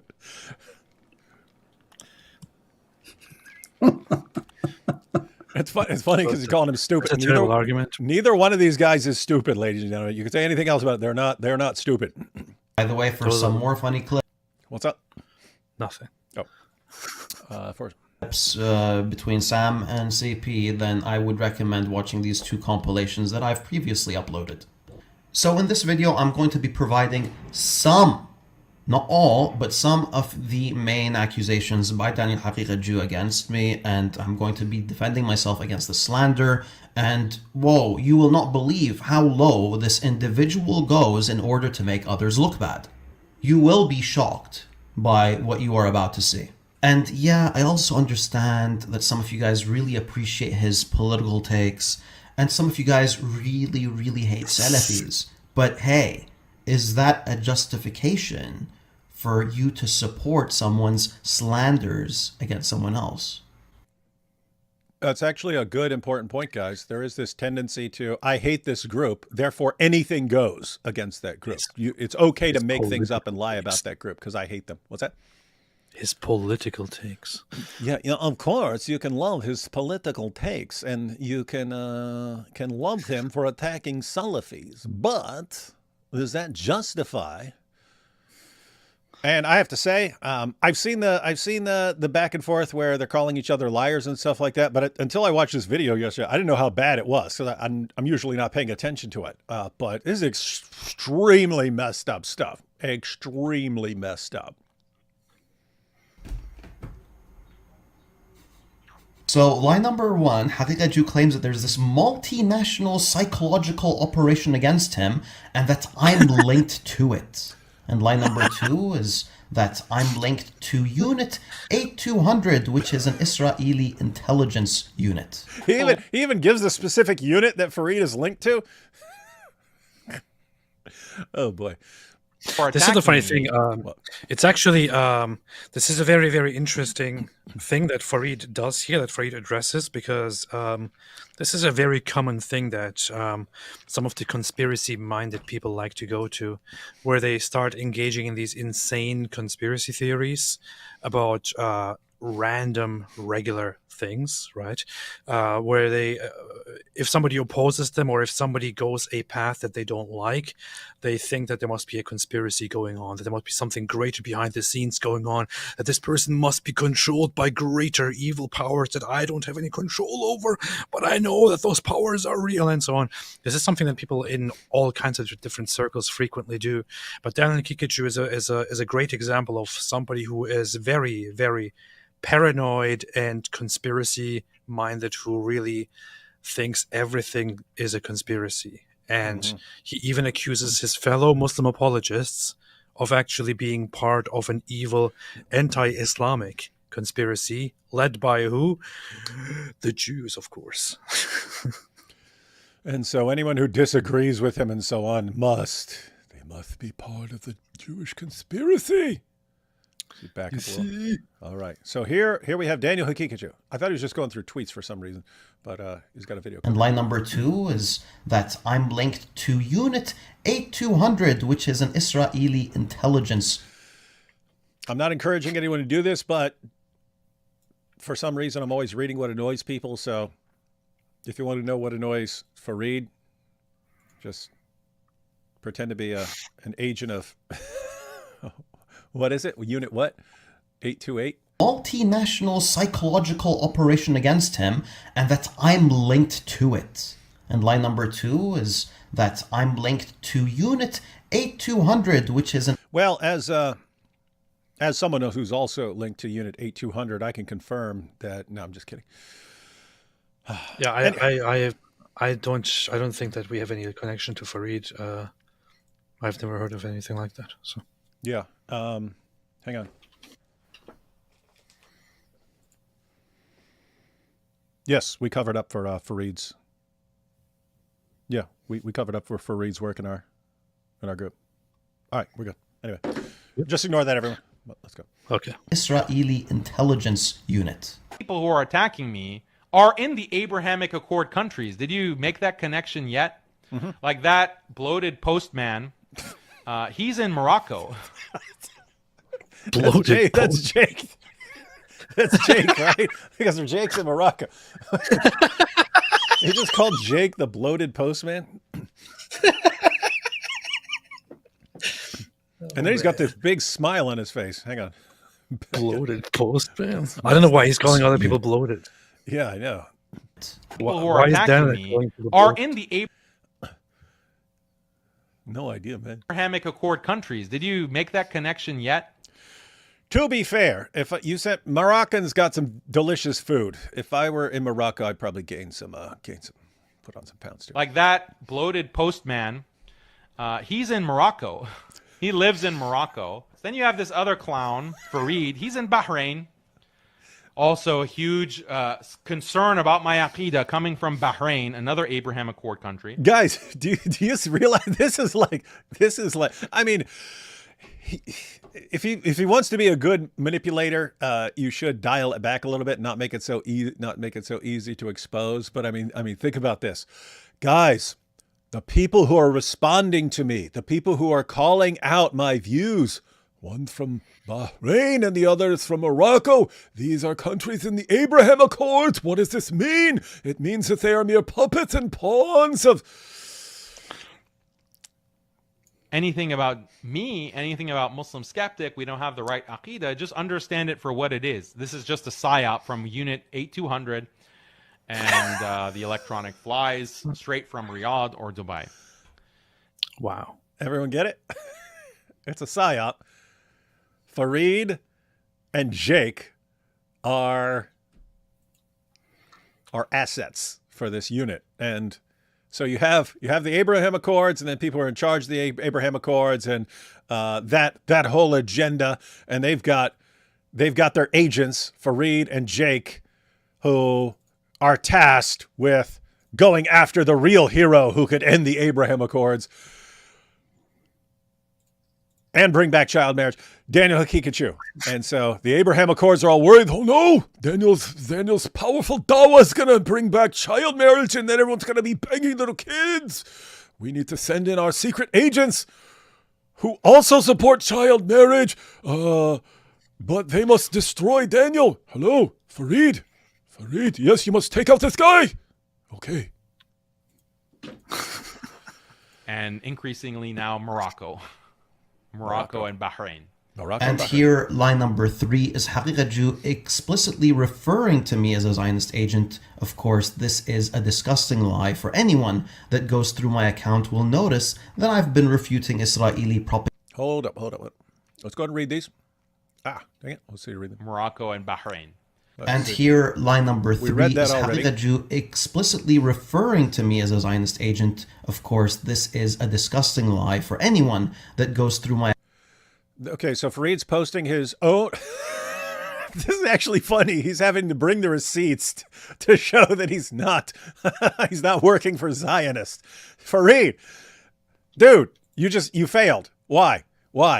Because if you're actually working for Israel to achieve Israel's goals in the Muslim community, what would Israel tell you to do? Pretend to be against us. You're doing exactly what they would tell you to do. They would tell you, yeah, blast away at us, but here's where we need you to steer the Ummah. To be clear, Farid, I do not think that you're a Zionist operative or anything like that. I'm saying if you're talking If you were, we would know. We would know. So. Yeah. I'm saying if this is meant to respond to someone who thinks that you're part of this conspiracy working for the Zionists, saying, oh, but I criticize the Zion, that's not helping them, right? That's exactly what they would expect you to do as a Zionist agent. That's the point. So basically, you've changed zero minds here by this defense. People who didn't think you're a Zionist agent, you haven't changed their mind. People who did think you were a Zionist agent, this is exactly what they would expect you to say and do. If you're a Zionist and agent. keep in mind, Fareed, we know what we're talking about. We know exactly what we're talking about. So this is Fareed responding to Netanyahu and the IDF. And Fareed says, the IDF claims that hospital destruction was due to an unintentional misfiring. Netanyahu claims that it was intentional. Wait, wasn't that actually a misfire? That was actually a misfire by the by the jihadis. Fired by the jihadis themselves. Yeah. Okay, Fareed, you're not helping yourself right now. You're bringing up something from 2023 that you were exposed on eventually. So, yeah, that was a misfire, Fareed. So I guess we can say your tweet is a big misfire as well. Account will notice that I've been refuting Israel. Testimonies about Al-Ahli hospital attack. Oh, okay, so he's actually... No, this was the Zionists. See what they've done. Nice try, Fareed. Fareed, you're not helping yourself by bringing up something that was later exposed. Israeli propaganda on Twitter. He even makes this claim against Jake. Wait, let's see. Was that something else? Where is it? There we There we go. Many people ask, what can I do for the Palestinians? You can affect others by educating them about plight and situation of Palestinians. The people of Gaza are on the brink of genocide. Wait, on the brink? I thought it was a genocide. Come on. And only a minority sympathize with them more. This is where we are at. Start now. Fareed, you seem exactly like a Zionist agent who's sent to make the anti-Semites look as stupid as possible. Yes. I've never seen a bigger... He even makes this claim against... He even makes this claim, Islam, Judaism, and Zionism, Jake Brancatella and Daniel Hakikatu. Jake, who he has cooperated with against Zionism in the past. The reality is that Daniel doesn't believe this, and nobody believes this. But Daniel has this habit of lying about people, hoping that some folks are going to be supportive of him. And, of course, you'll notice that, yes, there are a lot of people that are supportive of him no matter what he says, especially when he's speaking about people that are hated or people that are from an opposing sect or from an opposing religion. If he makes the claim that Sam Shamoun or Christian Prince are homosexuals or necrophiles or whatever, you're going to have Muslims... Is he talking about his prophet? Yeah. Homosexuals and necrophiles. I mean, that's like Muhammad in a nutshell. Just toss in pedophile and you've got... Just toss in pedophile and covered in semen, you've got perfect description of Muhammad. Anyway, supporting him. If he makes any of those accusations against me, you're going to have some Shias supporting him, because I've been someone who's been very vocal in refuting Shiism in the past and in the present, alhamdulillah. But that's just the game that he plays. So don't expect evidence for his slander. Line number 4. Haqiqat Jew claims that I work with Faris. As I explained on my last show, the whole goal of the network is to get my followers to abandon me because I'm too vocal in calling out Saudi and UAE normalizing with Israel. Rabbi Faris is working closely with Jake and Fareed to coordinate this. Coordinate what? Getting Hakikachu's followers to abandon him. So, okay, we're getting more information on the conspiracy. So, according to Daniel Hakikachu, Rabbi Faris is working with Jake Brancatella and Fareed of Fareed Responds to stop the powerful work of Daniel Hakikachu. You said Rabbi Faris. Yeah, and calling out Saudi and UAE normalizing with Israel. So, yeah, Israel's panicking over the powerful criticisms of Daniel Hakikachu. AP. Be honest. If you were the IDF, Mossad, anyone, and so on, if you were let's say you're Mossad, and you want an undercover Muslim agent to help you, right? To cause some problems for the opposition. Would you want A, Fareed and Jake on your side to cause division in the Ummah? Or would you want one of your biggest critics to also be the world's leading defender of child marriage so that no one ever takes him seriously and everyone thinks, whoa, this is what Israel's up against? A bunch of guys defending pedophilia? Okay. Who would you actually want on your side? I would most definitely pick Daniel Kikichu, because I know that guy is going to cause problems in the long run for the Islamist anti-Zionist narrative. So I would pick him. In fact, when I went to Israel, which happened after I had the debate with Daniel Kikichu,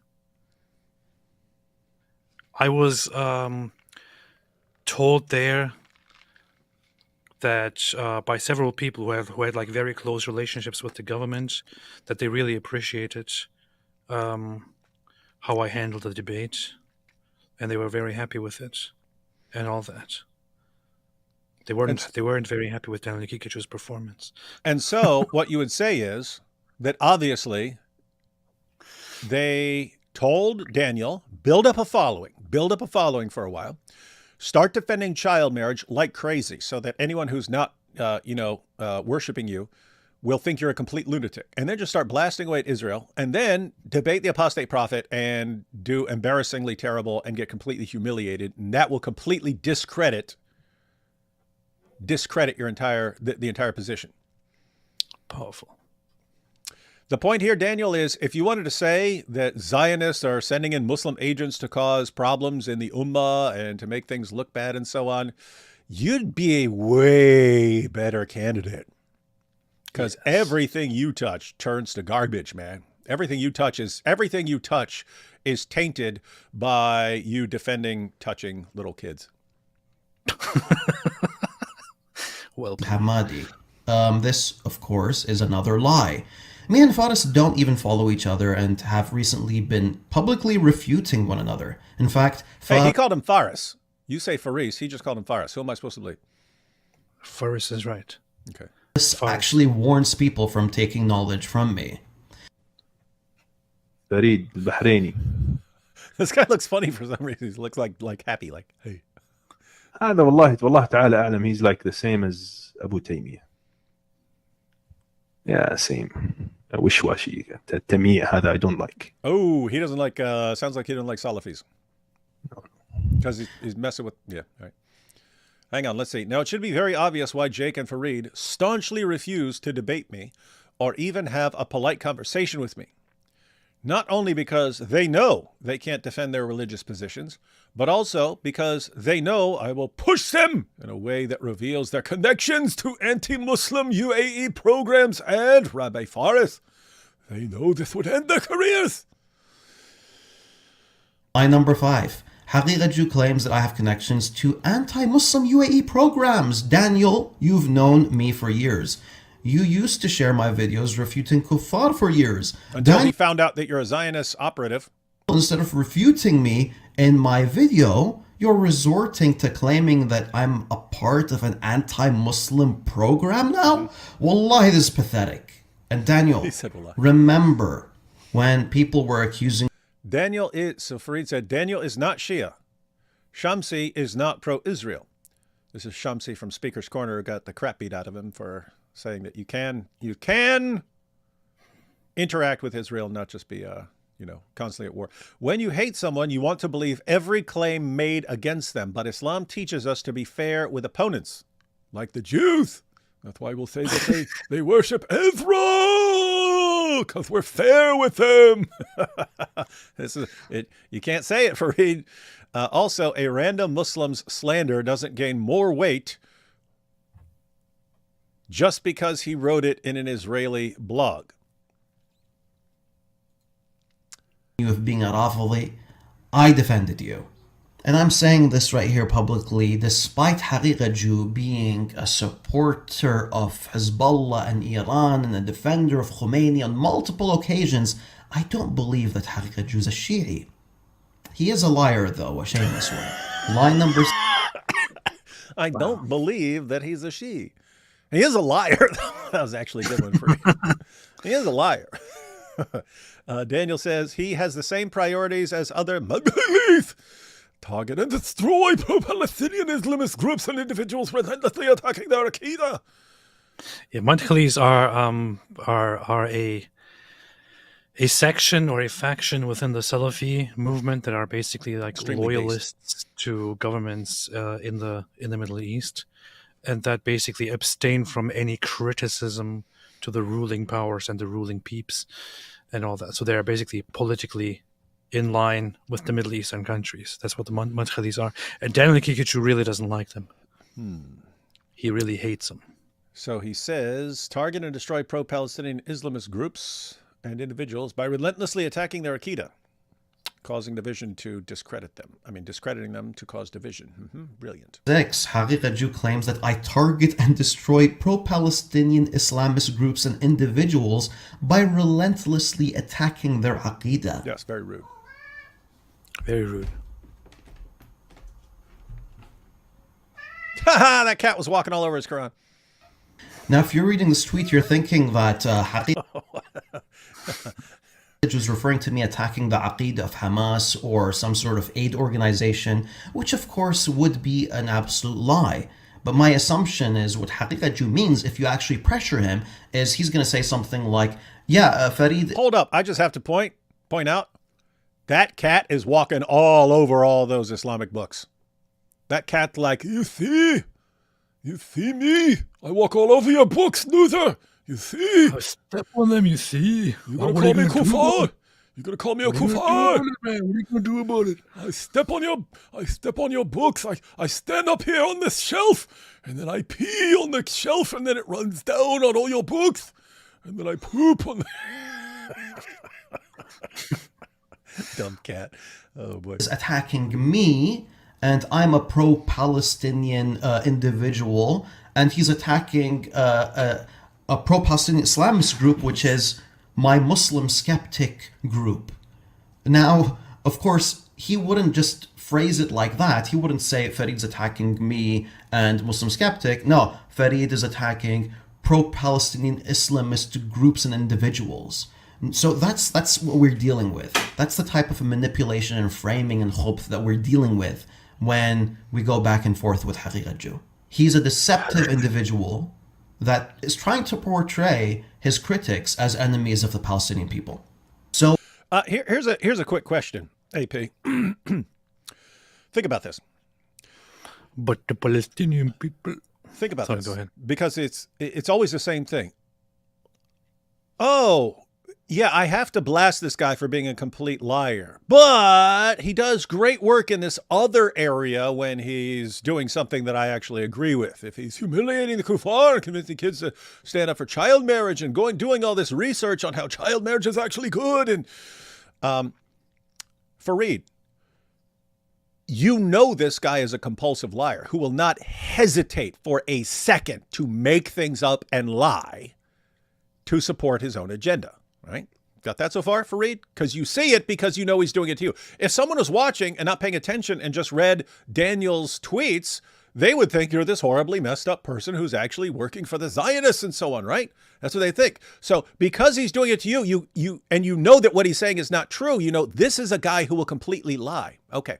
Yes. When Daniel's doing all his research to support, child marriage and things like that, you haven't read any of that stuff. You've read zero. even though you also defend child marriage, but you haven't done any of the research. So here's what I'm wondering. If you know in an area where you can judge correctly whether this guy is a compulsive liar, you know this guy is a compulsive liar. Why do you trust his research in another area and then support his great work that he's doing?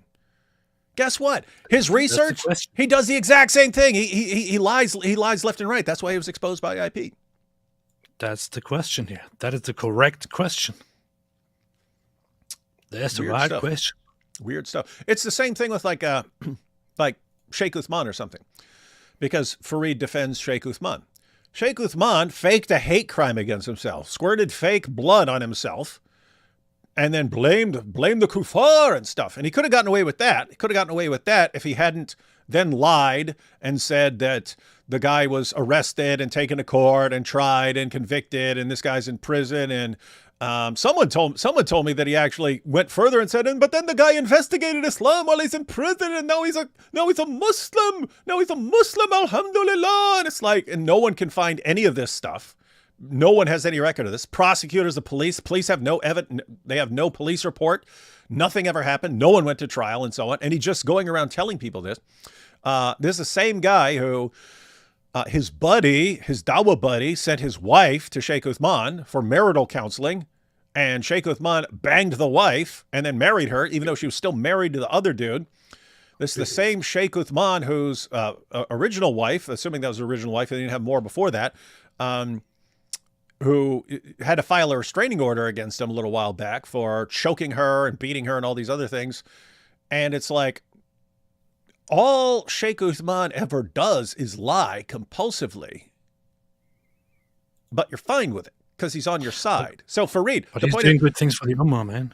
That's what I'm saying. Sheikh Uthman is on the same side with Fareed is sitting here saying, guys, just because you're on the same side with someone on, some ideological level doesn't mean you can agree with all this, doesn't mean you should agree with all this terrible behavior and so on. But Fareed, that's exactly what you do. Sheikh Uthman does all this horrible stuff, is a compulsive liar, but he's on your side, so you defend him. So have to call you out, Fareed. Total hypocrite on this one, Budro. But hey, he's doing good stuff for the Ummah, man. Sheikh Uthman is doing good stuff for the Ummah, so he's humiliating the kuffar and his wife by choking her, and his friend by banging his wife, and common sense by faking a hate crime against himself and thinking we can't tell what fake blood is. You see. Go ahead and try to convince your audience that you're not lying. Don't try to convince my audience. Don't try to convince me. We all know that you're full of it. Try to convince your audience that you're not lying. Line number 7. Haqiqat Jew claims that I secretly... Fareed is an ignorant Mudcully who deliberately lies about... Daniel accusing someone lying about him. Wow. The greatest liar in the world is accusing somebody else of lying about it. That's funny. That's what they do, man. That's what they do. And it's exactly what Sheikh Uthman would do. Someone actually came when he was speaking in a mosque and said, hey, I'm interested in you providing evidence. We can't find any evidence of this guy. We can't find any evidence of this guy. And then Sheikh Uthman attacked the guy and got him laughed out of the mosque. I never denied that this is shirk. This is what I said in the same live stream he is citing. But he is too dishonest to acknowledge this. No matter how mmany times I say it, low IQ Wahhabis will always misunderstand. Saying that something is not known with certainty to be shirk does not mean it is not shirk. Okay, I'm not going to read all of this. What a useless discussion, man. Yeah. That millions of Shias and Sunnis are apostates and that they deserve to be killed. For this one, I'm going to be providing... Look at this. Fareed does taqiyya in all of this.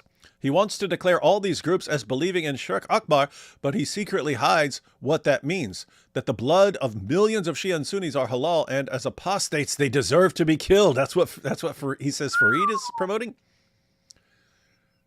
The blood of millions of Shia and Sunnis are halal?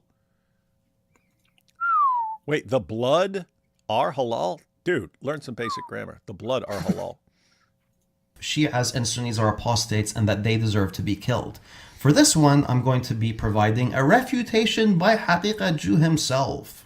Sheikh Al-Adwan is not saying kill Shia. So Many, she'll there are lose many the fact Sunni that- scholars. There are the fact many that it's Sunni too big- scholars. Way there are, too much. I hate to do this, guys. There are many We could go Sunni on any scholars that topic forever. make takfir of Famous Shia. as I don't Jawad, agree your with that, opening but statement that was doesn't mean they support only killing personal Shia. So you see, when Haqiqaju likes someone, he will say that their public takfir of people doesn't mean that they want someone dead. However, when it comes to me, someone he doesn't like, he'll attribute a belief to me, claiming that I'm doing taqiyya, meaning that it is a secret belief and that I want. Taqiyya. Yeah, guys, if you didn't understand that point, Daniel is here accusing Fareed of taqiyya, and so on. That's one thing. But he's basically saying that when Fareed says these guys are apostates and so on, that he's basically saying they deserve to be killed. They deserve to be killed. When you say this person is apostate, you're saying this person's blood is halal and can be killed. But you just saw a clip of Daniel Hakikachu saying, no, if you say someone's an apostate or something, you're not saying, that doesn't mean you're saying they deserve to be killed. So, and then he's accusing him of taqiyya. Millions dead. Line number 8, in continuation to the line that he brought up previously, Haqiqaju makes the claim that Wahhabis, like myself, are actively engaging in taqiyya. This is a disgusting lie, and it is like the lie that Islamophobes make against Muslims in general when they defend Islam. What I find it so does funny here that he is uses the term Islamophobes, man. He actually, these guys actually use the term Islamophobe. Like, the term Islamophobe in the West is introduced and adopted by the most ignorant, useful idiots to basically dismiss any criticism or any questioning by people about Islam based on the idea that people have prejudices about Islam and that they falsely think that Islam is altogether violent and wrong and that it must be opposed and so on.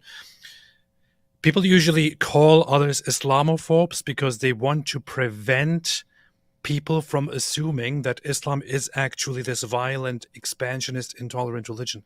The problem here is when Fareed uses the term Islamophobe, we are speaking of a person who actually believes that apostates should be executed, right? That I should be executed, for example.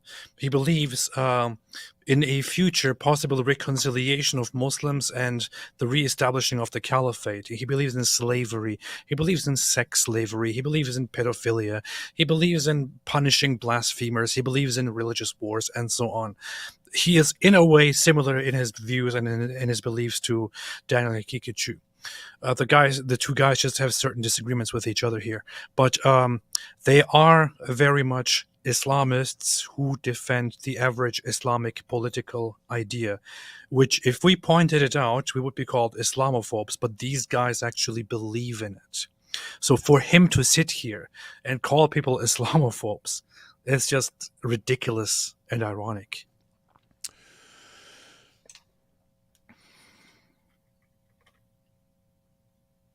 I'm sorry for that Islamophobic speech. It all is. Probably want to take a look at taqiyya here in a second. Attempt to provide a historical precedence for Wahhabis allegedly doing taqiyya by tying Salafis to a sect that nobody has ever heard of and went extinct over 1,000 years ago. Now imagine this when I'm... Hang on. He apparently says, he thinks that Wahhabis, Salafis don't practice taqiyya? Mm-hmm. Is that what he's saying? Mm-hmm. That's what he's saying, right? Mm-hmm. Hold up. Mm-hmm. This is the Quran, Fareed. Let not the believers take disbelievers for their friends in preference to believers. Whoso doeth that hath no connection with Allah, unless it be that ye but guard yourselves against them, taking as it were security. Allah biddeth you to beware only of himself, unto Allah is the journeying. Look at what this says. Let not the believers take disbelievers for their friends in preference to believers. So don't be friends with unbelievers. You should be focused on being friends with believers. If you do that, if you take disbelievers as your friends, you have no connection with Allah, unless it's to guard yourselves against them, taking, as it were, security. In other words, If you're a Muslim, you don't want to be friends with non-Muslims unless it's going to make the non-Muslims suspicious and think that you hate them and that you're trying to conquer them and so on, and that they might be hostile to you. Therefore, pretend to be friends with them. You can pretend to be friends with the unbelievers so that they don't know what you actually think about them. That, Fareed, is straight out of the Quran. Are you saying, Fareed, that Salafis don't believe in the Quran? Yes. It sounds like that's what you're saying. Now, Yes. since Fareed thinks that this is just some sort of Shia issue or doesn't apply to him or something like that, let's go ahead and take a look. There's a commentary of Ibn Kathir, the great Shia commentator Ibn Kathir. Ibn Kathir. Let's check out what this says. The prohibition of supporting the disbelievers. Allah prohibited his believing servants from becoming supporters of the disbelievers, or to take them as comrades with whom they develop friendships rather than the believers. Allah warned against such behavior when he said, and whoever does that will never be helped by Allah in any way, meaning whoever commits this act that Allah has prohibited, then Allah will discard him. Similarly, Allah said, O you who believe, take not my enemies and your enemies as friends, showing affection toward them until, and whosoever of you does that, then indeed he has gone astray from the straight path. Allah said, O you who believe, take not for friends disbelievers instead of believers. Do you wish to offer Allah a manifest proof against yourselves? And, O you who believe, take not the Jews and the Christians as friends. They are but friends of each other. And whoever befriends them, then surely he is one of them. Got this so far? So lots of commands here. Don't be friends with the unbelievers. Don't be friends with the Jews and Christians. If you do, you're one of them. Very clear. Allah said, after mentioning the fact that the faithful believers gave their support to the faithful believers among the Muhajirin, Ansar, and Bedouins, and those who disbelieve are allies of one another, and if you do not behave the same, there will be fitna and oppression on the earth, and a great mischief and corruption. And here we go. This commentary on the verse we just read, Surah 3, verse 28. Allah said next, unless you indeed fear a danger from them. So all of that was Ibn Kathir commenting on don't be friends, don't take the unbelievers as friends in preference to believers. And then you get to unless you indeed fear a danger from them. Meaning, except those believers who in some areas or times fear for their safety from the disbelievers. In other words, if you're a Muslim living around non-Muslims and the non-Muslims completely outnumber you, then you'd have to be concerned about letting them know what you really think about them and that you can't stand them and that you want to subjugate them. If they come to know that and they completely outnumber you, you'd be in danger. Therefore, what do? You pretend to be friendly. You pretend to be buddies with them. You pretend that you like them. Isn't that interesting? Because it's exactly what we see in Western nations. No, Islam is peace. We just want to get along with everybody. In this case, such believers, okay, let me read that again. Unless you indeed fear a danger from them, meaning except those believers who in some areas or times fear for their safety from the disbelievers. In this case, such believers are allowed to show friendship to the disbelievers outwardly, but never inwardly. In other words, pretend outwardly to be friends with them, even though inwardly you hate them and want to conquer and subjugate them. For instance, Al-Bukhari recorded that Abu ad-Darda said, this is one of Muhammad's companions, we smile in the face of some people, although our hearts curse them.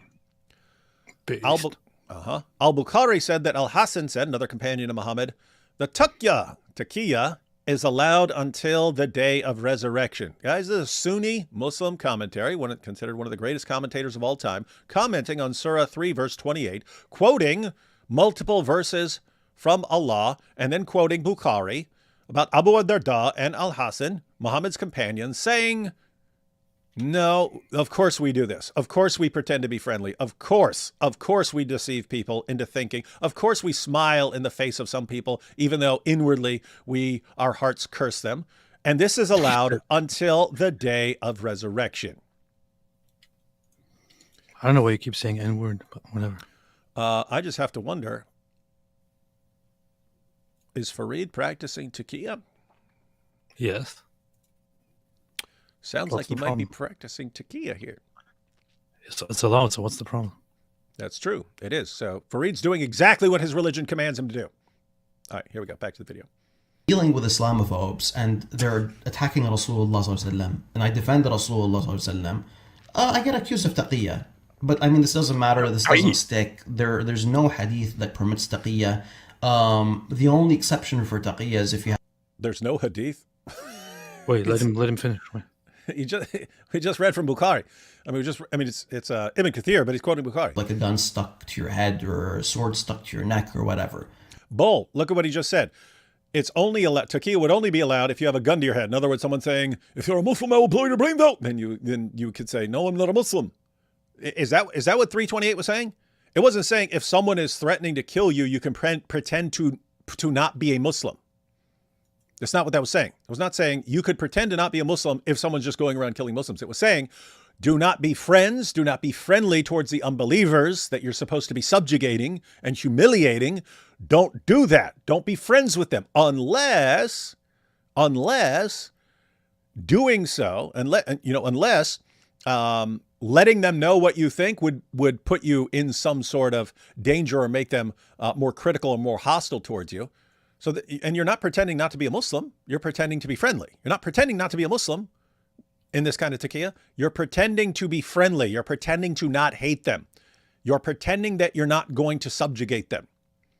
That's not the same thing as having a gun to your head and you saying you're not a Muslim. This is the Ummah deliberately deceiving the non-Muslim population and pretending to be friendly, pretending to live in harmony with them because you're outnumbered. And that's exactly what we mean when we say you guys practice taqiyya. It is kind of funny though that some people would come, like critics would come and accuse Muslim apologists of practicing taqiyya, and would possibly also accuse Daniel Kikic of practicing taqiyya.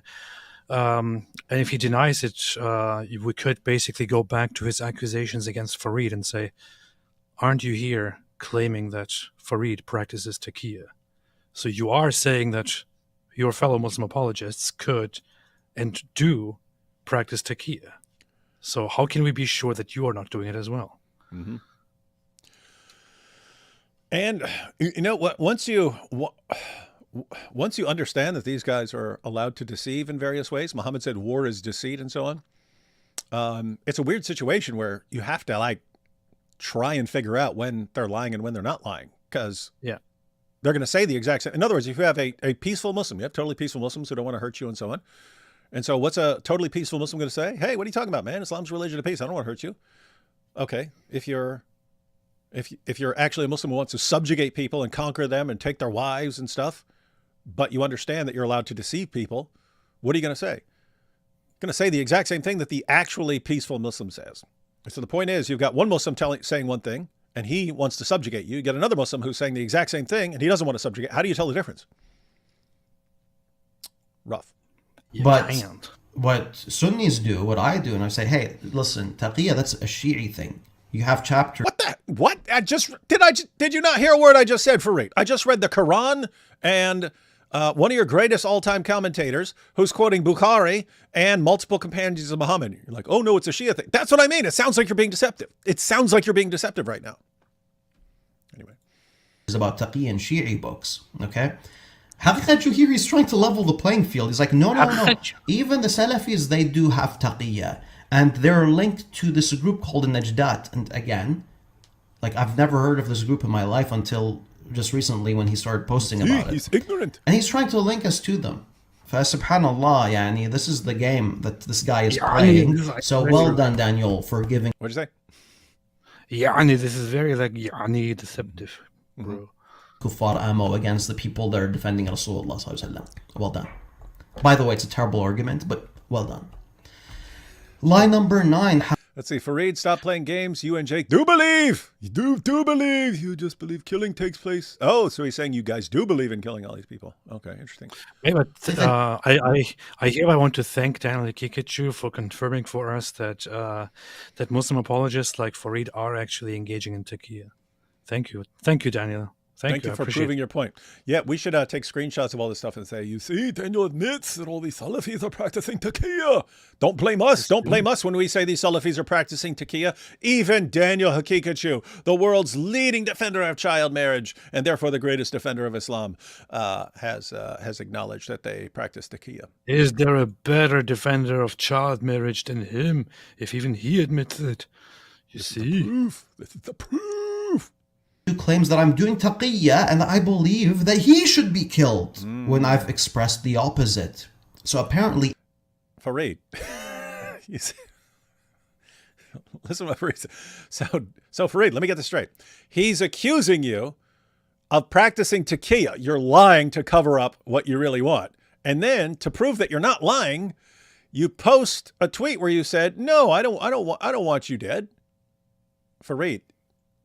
Again, this won't help you. If someone thinks you're lying about your true intentions, then saying, well, what? I said I don't want to kill him. That does not prove your point. So in other words, anyone who already agreed with you, they're still going to agree with you. Anyone who thought you're lying to cover up your true intentions is not going to be impressed with something they can interpret as you lying to cover up your true intentions. That's what they do. That's what they do. anything I say is taqiyya if Haqiqaju doesn't like it. Line number 10. Haqiqaju claims that I do mass takfir on Ash'aris and Maturidis, which I don't. I actually have worked with them in the past when refuting kuffar. Haqiqaju is aware of this, as you can see. Taqiyya. What? I can, I know for a fact that this is a lie. So I have to completely here stand with Fareed, which is very funny because I know for a fact that Fareed does not do this because Fareed has worked with such people against me, for example, when he got together with some Ash'ari guy to refute me, supposedly. So this is completely done like Hakikachu lying about his fellow Muslim. The guy is just completely unhinged, man. Weird stuff, man. This tweet as well. I'd also like you to keep in mind that he is claiming that I'm doing taqiyya in regards to Hindu temples, which shows you the mentality of this person. This guy will ask me to condemn this and that, and even if I call this shirk or kufr or haram or whatever, if he gets an answer that doesn't implicate me, he'll say, this is taqiyya, as you can see here. Lies number 11, 12, 13, 14 were made by Haqiqaju, who attributes the It is acceptable to call upon jinns for assistance. It is acceptable to secretly alter classical collections of hadith and fiqh. It is acceptable to believe that hell is temporary and the universe is eternal. You see? following positions to me and Jake, and he says that these are things that I secretly believe in. But Haqiqaju does express one truth on February the 12th, which is that he's intentionally ascribing views in an inaccurate way to You and Jake constantly assert that I'm a shirk apologist at the top who denies that blah, blah, blah, blah, blah, blah, blah, blah, blah, blah, blah, blah, blah, and at the bottom there. But if these are your standards, then do not cry about lack of precision and nuance in how I describe your views, especially given that I am far more accurate than you. That's not exactly saying that I'm deliberately being deceptive or something like that. He's saying stop complaining if I'm not precise and nuanced when I respond to you, because I'm more accurate than you guys are when you're responding to me. So I don't know. It sounds like Fareed is practicing taqiyya here. which is that he's intentionally ascribing views in an inaccurate way to me. Take your time and read this tweet carefully. Line number 15, Haqiqaju claims, I aggressively defend Well, Taqiyya. the idea that Islam has no problem with calling on jinn and requesting assistance from them.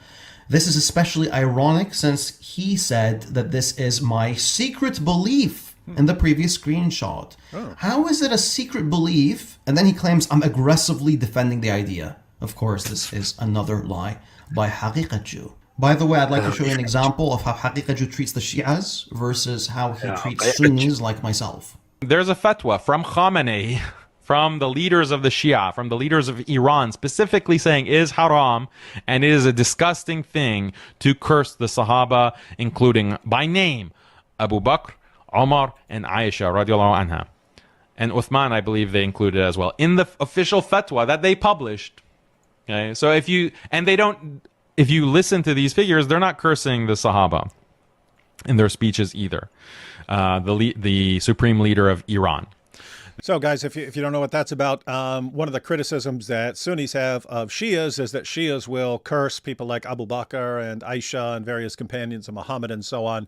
And he's saying, no, he's rushing to the defense of the Shias, saying, no, the leaders condemned it. Yeah, you might find individuals and so on, but the leaders, they say don't do this. So stop being so hostile towards Shias. But then you see how he acts towards Salafis. So seems like he wants to cozy up with Shias far more so than he wants to cozy up with Salafis. So Fareed's right about that. And they have an official fatwa. So if you say it's taqiyya, in private they're doing this and that, it doesn't matter. What are they saying in public? We judge by the apparent. Okay, so Daniel, my request to you is please treat me in the same We judge by the apparent, not by what you really are. We judge by what you're pretending to be. That's what a joke. way that you treat the Shias. You defend them against accusations, even though you know that they hold those beliefs, and you know that they make these statements out of taqiyya. However, when it comes to me, you attribute things that you know I don't believe in, and you accuse me of taqiyya. Ajib. So please. Yeah, and again, just to be clear, look at what Hijab just said. Okay, so publicly they're saying this. So who cares what they really believe, and who cares if they're actually being deceptive? You have to judge people based on what they're portraying themselves at, not what they're like behind the scenes. He just said that about Shias. And what's he doing with Jake and Fareed? He's saying, they're saying this, but really they're working behind the scenes for Israel. And wait, make up your mind, dude. Make up your mind. Daniel, treat me in the same way that you treat the people that insult and curse Abu Bakr and Umar. May Allah be pleased with them. By the way, guys, there are more lies. Be pleased with who? The people who curse them, or? The funny thing is that I so don't care about this little conflict between the Shia and the Sunnis. It's like me neither. Than this is just 15. I just want to give you a taste. If I wanted to, I could give Daniel the Christian Prince treatment and give him the whole 100 lies playlist. And it hurts me to say this, but once upon a time, when I was working on those Christian Prince videos, I used to think to myself, Alhamdulillah, there's no one among the Muslims that's like this. And it hurts me to have to say that, yes, there is. Hurts me to have to say, yes, there is. And his name is Daniel Hakikachu. Fareed, you just sat there the entire time talking about how mean Daniel Hakikachu is to you. And then your takeaway message is, He's exactly like Christian Prince, except a Muslim. Here's the funny thing. I mean, if Fareed actually sits there, right, and thinks to himself that there is nobody who is a liar like supposedly Christian Prince, and he still thinks that, and he still thinks that only Daniel Hakikachu is now the great liar, I must say that Fareed is either very stupid or just very dishonest. And I'm not sure if he is dishonest about this to simply the public or to himself, because I know of one other guy who is incredibly dishonest, who is as dishonest as it gets. I can think of another very popular Muslim apologist who is as dishonest as it gets. In fact, I could list so many lies that this guy has made. And that would be Mohammed Hijab. No, he speaks the truth because he's very strong. Fareed knows that Mohammed Hijab is such a brutal, hardcore liar. He knows this. If he doesn't know it, then I really question his intellectual, capabilities or whatever it is. But he knows that this guy is a complete liar. He knows that Dawah is a big liar. He knows that other people, you mentioned Sheikh Uthman, for example, have lied on so many multiple occasions in public. you know that these guys are complete liars. And by the way, it's interesting. It's like that there's a good overlap between the guys who are compulsive liars and the guys who are obvious narcissists. And I pointed out that Fareed isn't, Sajid isn't, and so on. And to be clear, even though I massively disagree with Fareed, I'm not thinking that he's like just a liar like these other guys. I think that his allegiance to certain positions in Islam forces him to make stupid claims and to be completely wrong.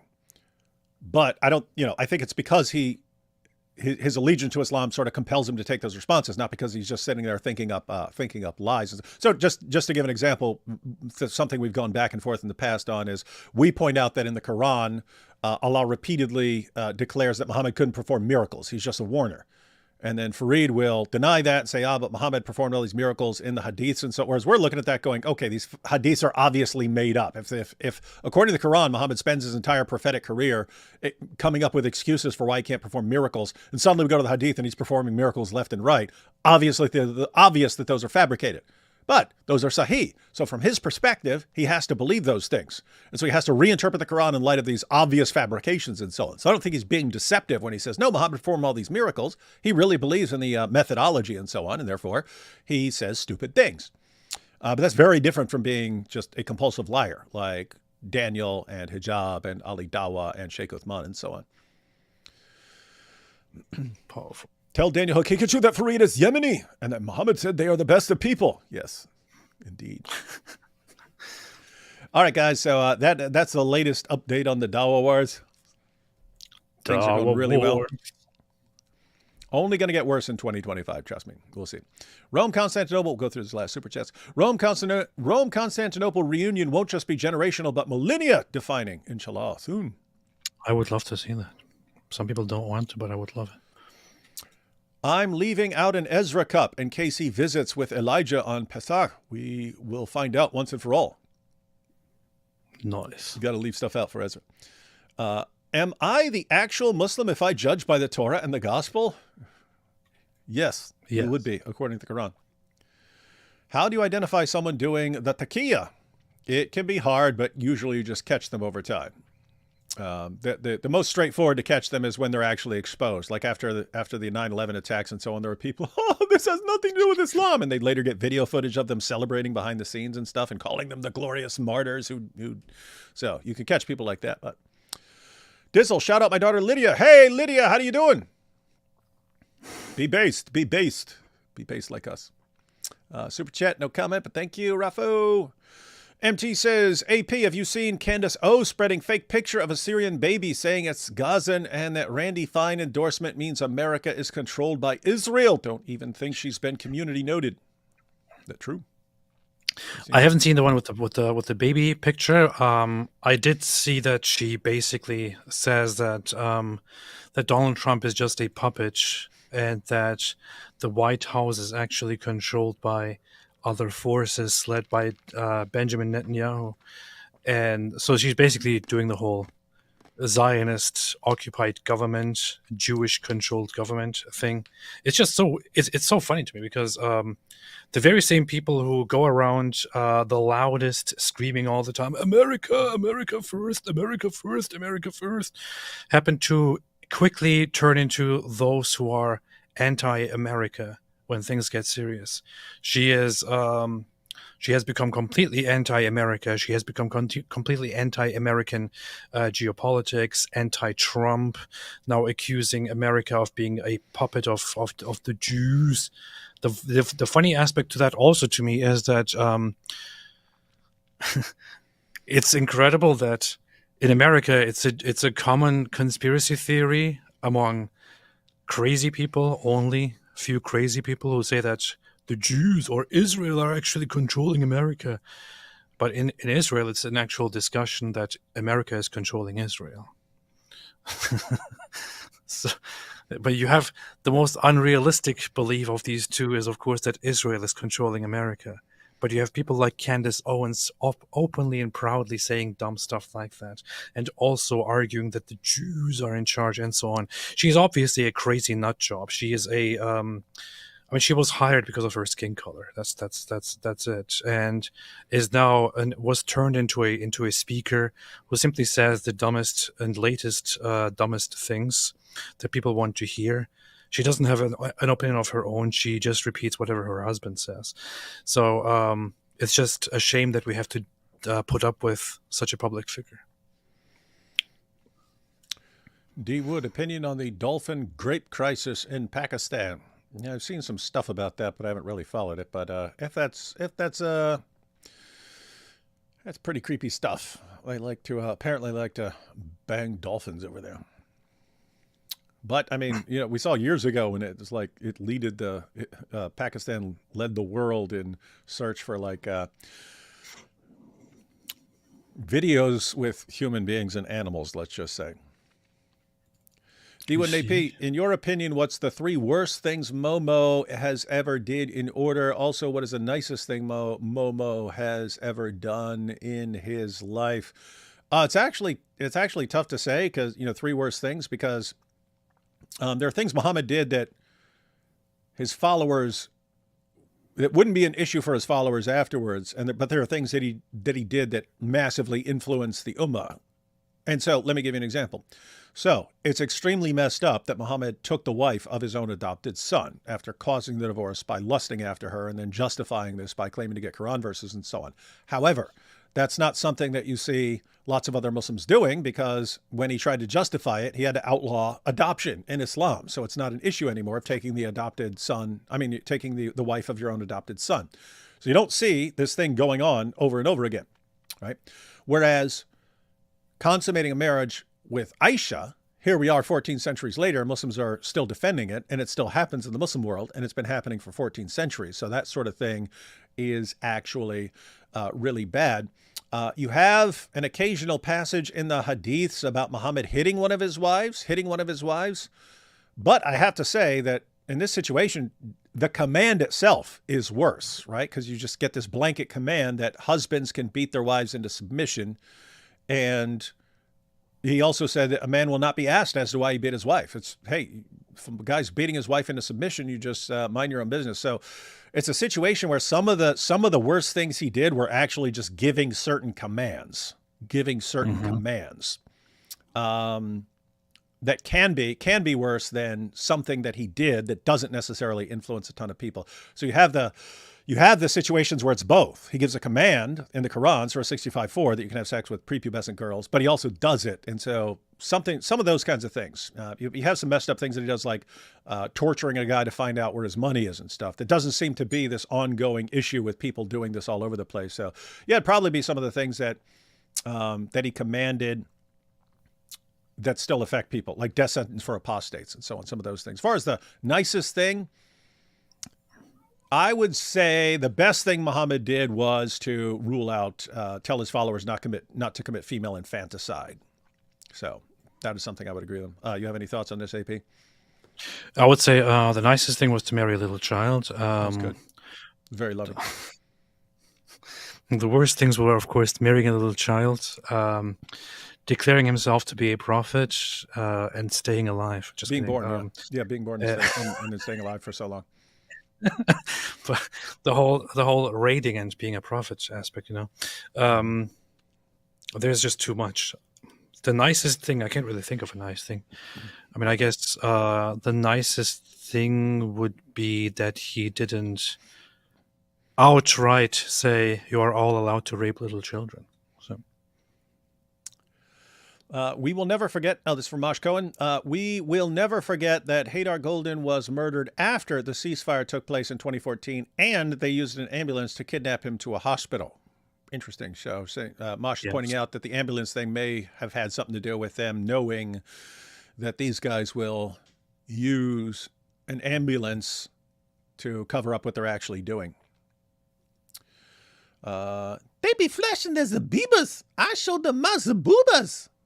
And we've got grapes there. Ali Dawah likes his grapes. Maybe I missed it. Have you heard about the epic Muslim city being planned in Texas? It's very creepy. I tried to join Quran Project, but hasn't worked. What do you mean? You click on it and sign up for the community, and then we're all in there. She just said it didn't work. What do you? It's working for everyone else, so I don't know what's going on. It clearly didn't work for her. So.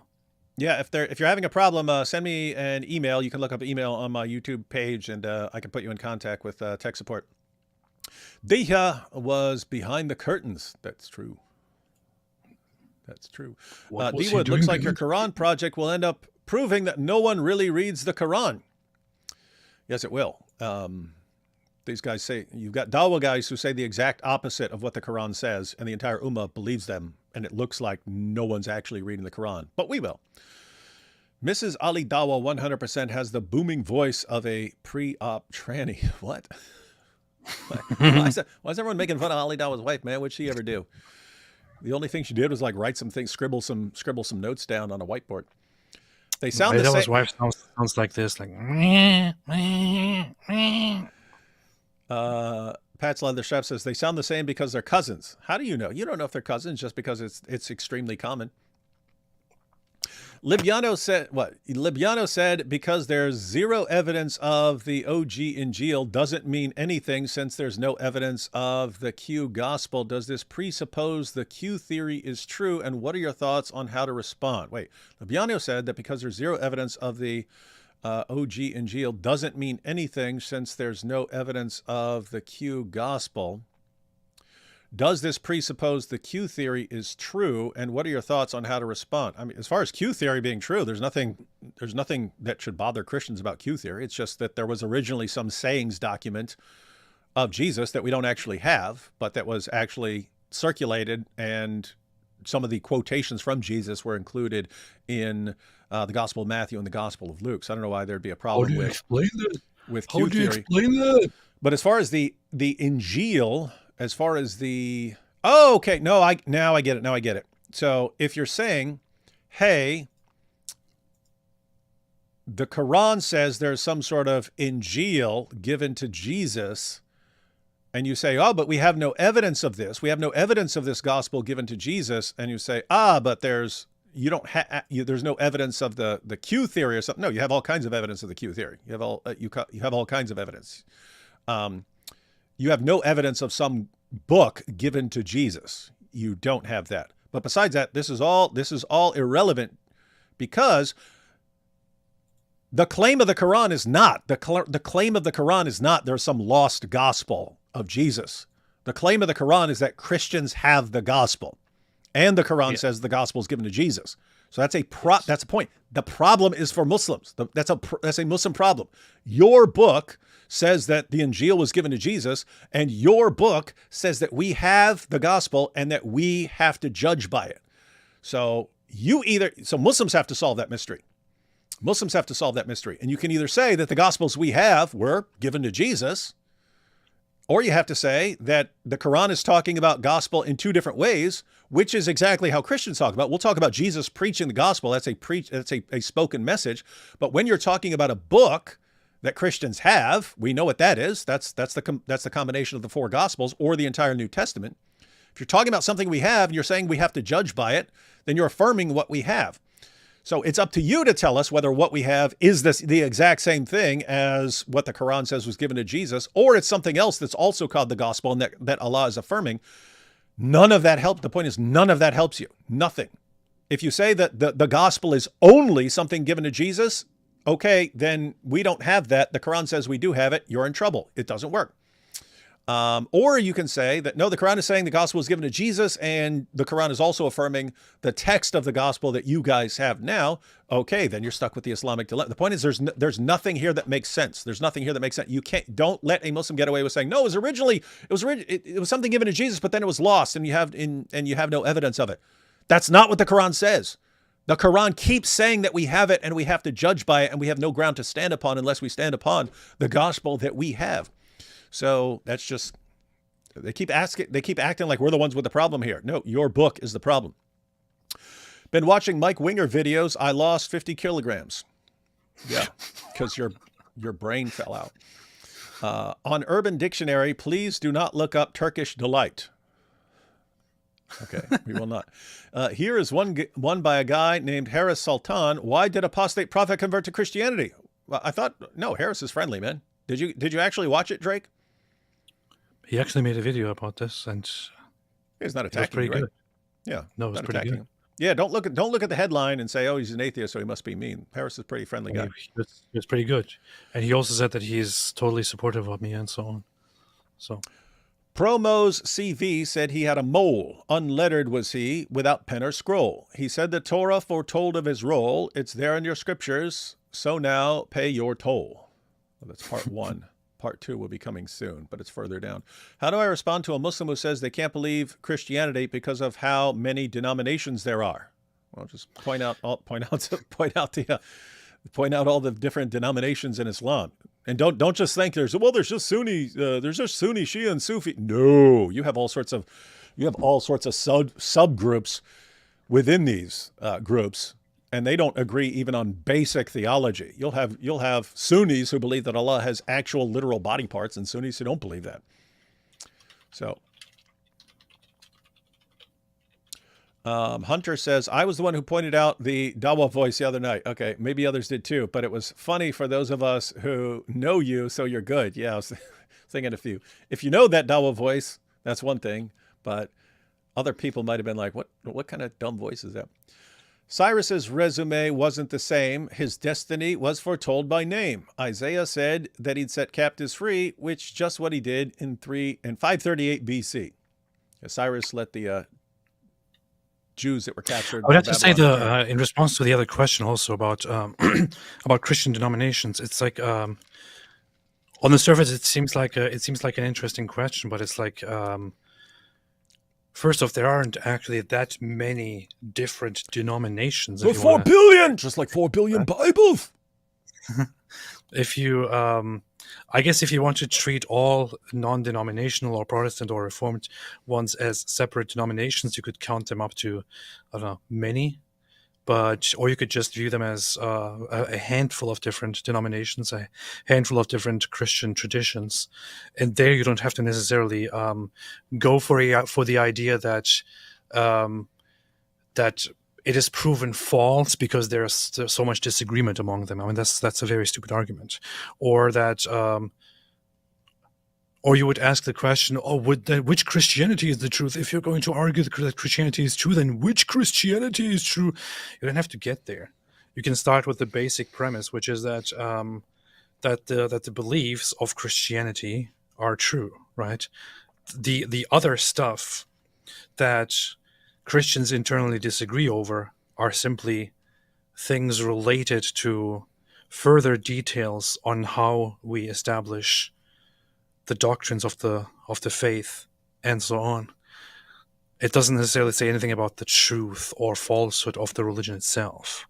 So this is a dumb point. You could also very well believe that the religion altogether is true, and people simply have different ways of explaining it and of believing it and practicing it and so on.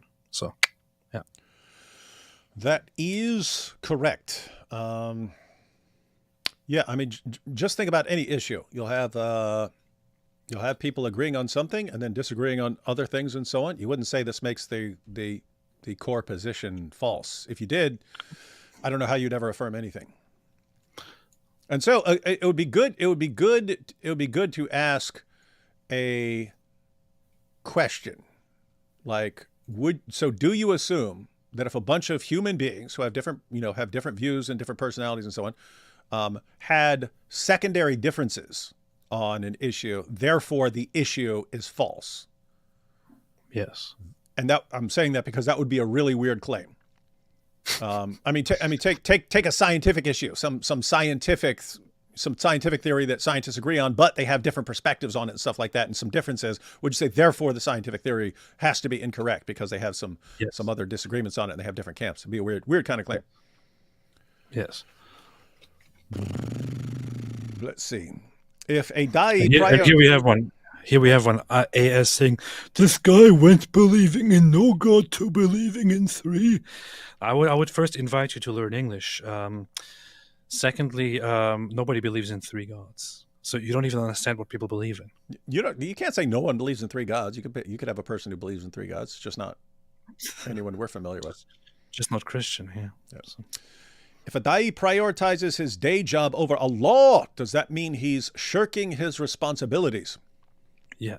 That's funny. Get it? He's shirking his responsibilities. Yes. Fareed always looks so absolutely miserable. AP, how did it feel mentally to be a Muslim? He looks like he has no joy in his life whatsoever. I don't know. I think he's very happy. Yeah. I think he's a very, very happy with his goats and all that. David, it's only hands that count, except only feet. Muslim theology, since it doesn't make. Also, a new coffee product, Kafir Coffee, from the Garka tree. Hey, we should come up with our own coffee brand. We should. And market our own coffee. Call it Kafir Coffee. Kafir Coffee would be cool. And you say it's all from the Garka tree. Let's do it. We should actually find whatever is thought to be the Garka tree and include actual Garka tree. So if you drink this, you're safe from jihadis. Did AP see Dillahunty's reaction to his conversion? Yeah, AP's talked about it. It was just a tweet or something, right?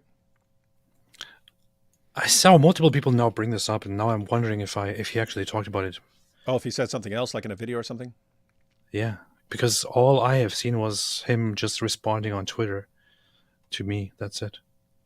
And I didn't even interact with it. So guys, did he say something in a video, or is it just some tweet that he shared? I mean, some tweet that he posted. Are you just talking about the tweet, or did he say more? I'm wondering.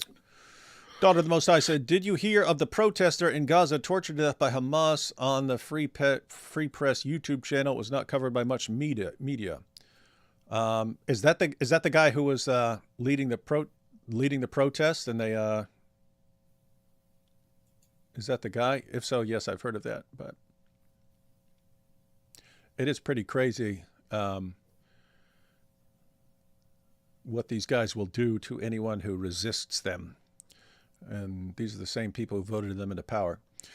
Whenever these hominids say genocide, I put my shirt over my head like Butthead doing cornholio. It was Beavis who did cornholio. And I waved my hands around shouting and crying in mock Arabic. It is cathartic. That's a good idea. But get your facts right. It was Beavis. AP, D. Wood, and all Christians. Prayers for Texas Governor Abbott and staff in their fight against the building of Sharia City near Dallas. Please write to them to show support and encourage the fight. There's no scenario where I'm going to write to these politicians. But we should cover this story and look into it a bit more so we can discuss it. Daniel, you should keep to what you do best, defending marrying children. How dare you? Stop with the malicious lies. Look, it's Rabbi. Rabbi Fareed. It's actually got Fareed on there as a rabbi. Fareed has been exposed. He's actually an undercover rabbi. At this rate, Dillahunty actually talked about it briefly on an episode of The Line. Oh. I've never watched The Line, but I don't know. You should, we should get it and get together a couple clips. It would actually be a super based show, and we can humiliate everyone who whines about AP. At this rate, will Dawah flush this year or remain an embarrassing floater? Will it remain an embarrassing floater? I think this is going to be the worst year ever for Dawah. Dawah.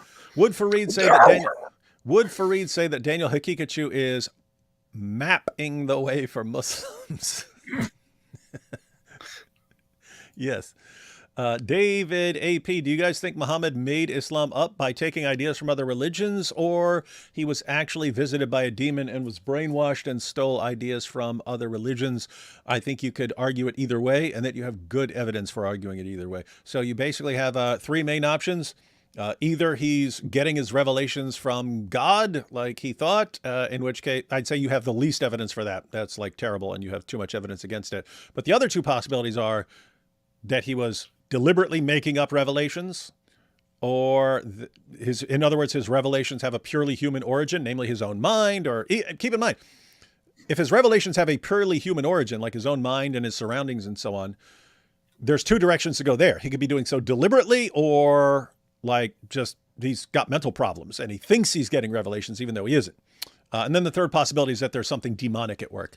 And I actually think it's a combination of the last two, and you have good evidence for both of them.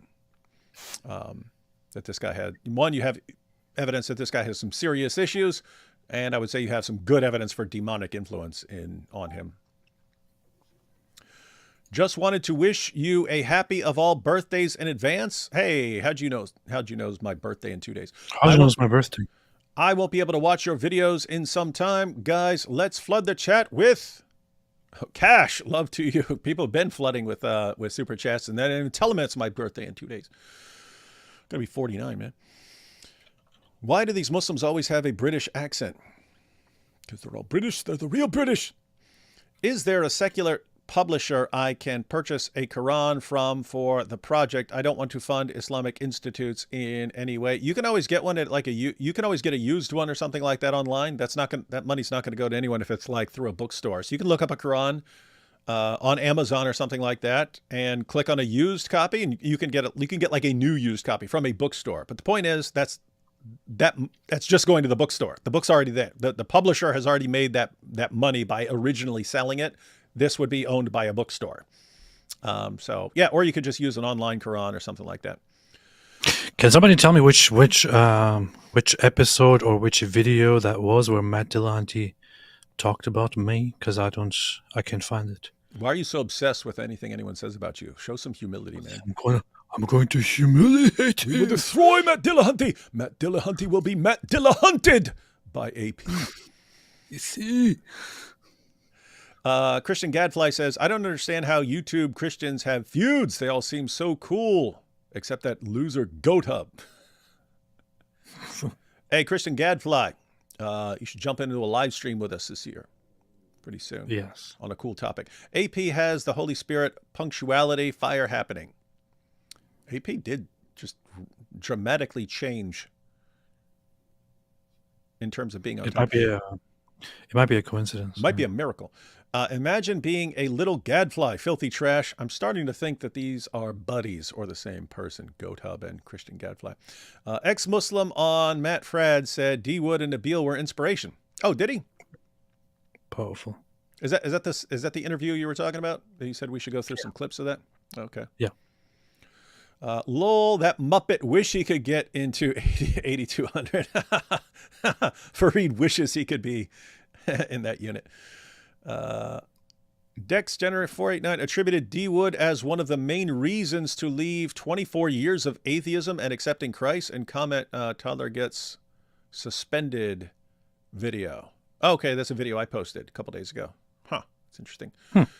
No Jew thinks he's a Zionist operative. We just think he's a Baal end. That's a British thing. For you Americans, you won't understand what that means.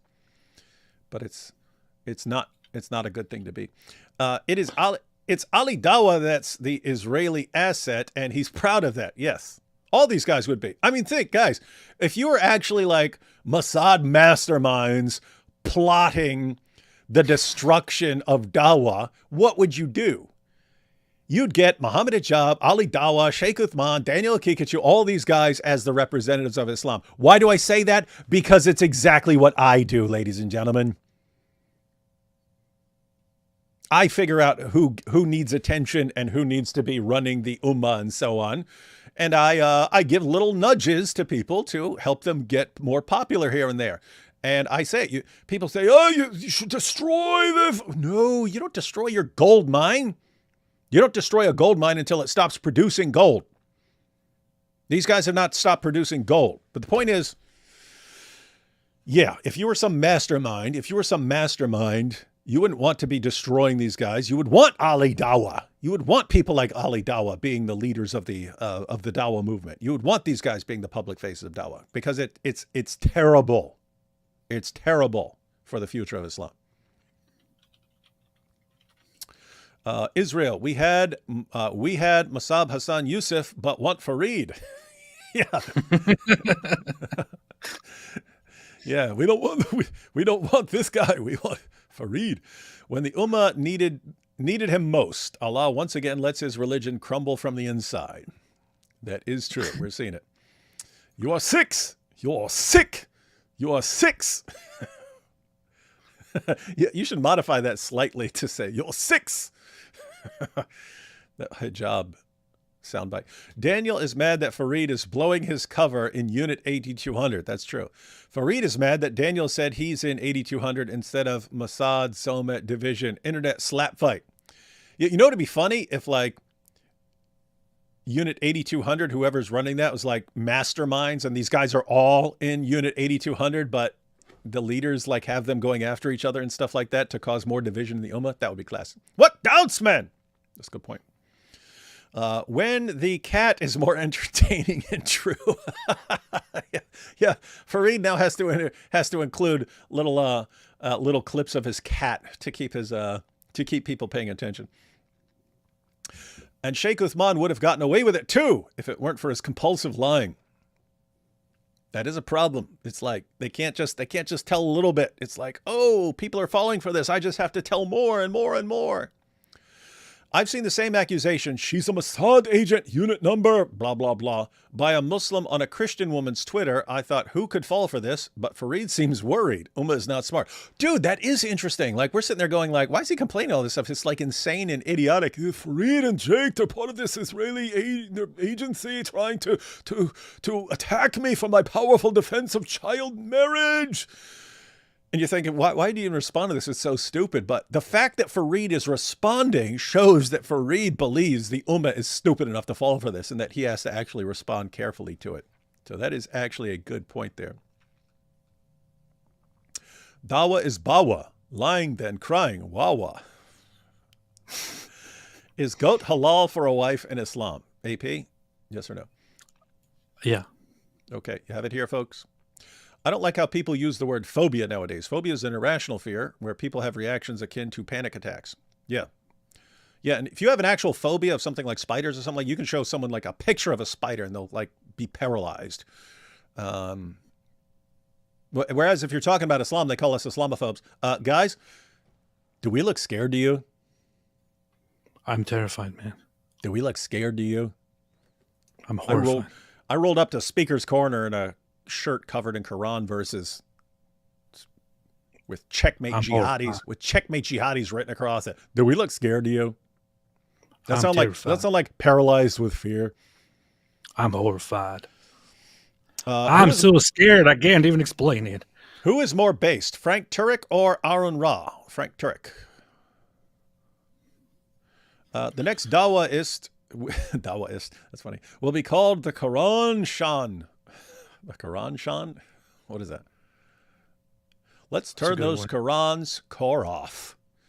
Takia? I thought you said tequila. Yes, I did. That's how I started my Takia video back in the day when you could still use music clips without getting copyright strikes. You see, I used the famous thought, tequila. You see, the path of the laughing lion is superior to that of the tarantula and supreme dragon. David, the silver soul's civic duty required education. That is true. The silver soul. Did you see that clip? Joseph said you guys should react to the Knechtle bros versus the Ortho bros. The thing is, that wasn't the Ortho bros. There was actually an Ethiopian Orthodox, so an Oriental Orthodox dude, having a discussion with Cliff Knechtle, and everybody's talking. All Christians are talking about it except David Wood. So, yeah. You haven't seen that? No, we could. How long is it? I don't know. Is it like 3 hours or is it like 20 minutes? I think it's like 10 minutes or so. I don't know. 10 minutes? We should definitely check that out. AP, we had the silver, that last comment, the silver souls. That is Plato's Republic. AP, I DM'd you a Dawah-themed movie poster I made on Twitter. I have the same username there as well, which is Bleeperton. You'll find it very based. I will check it out. Quit ignoring things. D-Wood and AP, thanks, but this Takia! No, it's not. We'll never know. Imams follow this universal law. The bigger the zabiba, the greater the hikmah. All these new Dawah teachers are all beard and no zabiba. That's true. It never stops being funny to talk about the zabibas. You can talk about zabiba all day, and then zabubas, and it's just, yeah. The bigger the zabiba, the greater the hikmah. The bigger the zabiba, the greater the hikmah. That's a cool saying. That should be like my little Twitter bio. Rip the Quran to protect Islam. Stop the hate. We will. Nice. Who's that Pokemon? Ha Pikachu. Pikachu. Stay away from Islam. Do something other, e.g. fun German accent. Ja, That's true. ich mag das. AP, go bald or get me out of your van. That's from Bully McGuire. No comment from Luffy there, but thanks for the super chat. What if Islam takes control of the dolphins and uses them for jihad? Dolphins. Mega avalanche in the next 4 to 5 years. Oh, yes. We're right on schedule for the mega avalanche.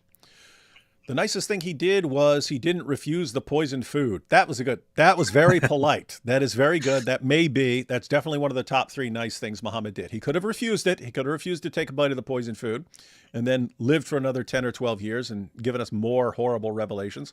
But he very politely accepted the poisoned food and died. Good to see you both. Yes, I agree. Good to see you too, Rego. Good to see you. Guys, I just found out Ali Dawah's wife is mute. That's why she was writing on a whiteboard. No, I'm kidding. Yeah. Okay. Yeah. We almost thought, oh, that explains things, but yeah. Wait, this chap watches says Cliff says is connectly. I also guessed it wrong. Well, here's the thing. My big surprise to everybody is that he probably doesn't really know how to say it correctly. It is That's true. Knechtli. Yeah. He doesn't know how to say it correctly. What? Look, the water, it's got, oh, this is I can already tell. It's Ali Dawah. Look, the water got layers, yeah? How hell no, we got that yet. It's like the layers of tiramisu, yeah? Like tiramisu got layers, yeah? So how did Allah know that the water be like tiramisu down there with the layers? Nice. Oh, boy. I think I liked the wrong video. There was one that said Christianity was a cult. Sadly, I can't find that one. I wonder what Lily J would say about Quran 4:117. I ordinarily would know 4:117. I can't think what that is. You want to check that out real quick? No. Instead of Allah, wait, they call upon, instead of him, none but female deities. And they call upon none but a rebellious Satan. That's what true. it says. That's true. Lily J. Chat GPT. It's real late in Europe right now. We'll watch later, but here's some cash for the cause. Please pray for Holland not to fall like the UK. Well, we don't want any of these countries to fall, ladies and gentlemen. It doesn't really matter if we want it or not. I mean, the UK will fall. So there's that. They're already locked in, ladies and gentlemen. Just so you know. No, there is time. It's just, it doesn't look like anyone's, it doesn't look good. It looks really bad. David, you once talked about what Starlight, a character on The Boys, said about Christianity, make a response vid just saying that I'd watch that. Oh, yeah, see. Isn't that the one who walks around in diapers? No, it's some chick who, she does light shows or something like that. Yeah, when is the next season of The Boys coming out? That would be a good time for it. I didn't. She walks around with her breasts out and wearing diapers. That's basically it. It's kind of a funny thing that this is how they portray that is not the character. But she is literally walking around with a giant diaper. Who? What are you talking about? Starlight and The Boys. You're a weirdo. Christian Killian, remind me of that like 2 months or so before the next season of The Boys is coming out, and then because that would be a good time. And matter of fact, what would be a good time is like release the video like the same day it's coming out and respond to our little speech. I miss OG Big D Dizzle back when YouTube was new. It was fun back then. It was fun, but it's still fun. And I have to say, back then when there was like me and like very few other people dealing with Islam, that was cool. But I have to say, it's way better now. Way better now. What's up? What are you laughing at, you weirdo? I just saw this comment here saying by Skylark, "What a wild sentence to have joined the stream on." What was Probably it? When I just No, she's in a diaper. She's walking around in a diaper. Diapers.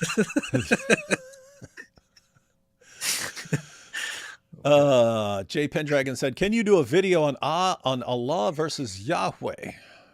Could, and there would be some interesting points there, but I'm trying to think. I have nothing in planning right now. In fact, guys, for like the next 4 to 6 months, I'm going to be focusing on Islamic dilemma videos. Hey, your brother in Christ. He says, Robert E.L. Masters, a popular Arab saying, the pilgrimage to Mecca is not complete without copulating with the camel. Wow. Is that a thing? Mm-hmm. Hey, guys, be sure to follow your brother in Christ. Check out his channel. Got some stuff. How could he have known that? That's true. You see?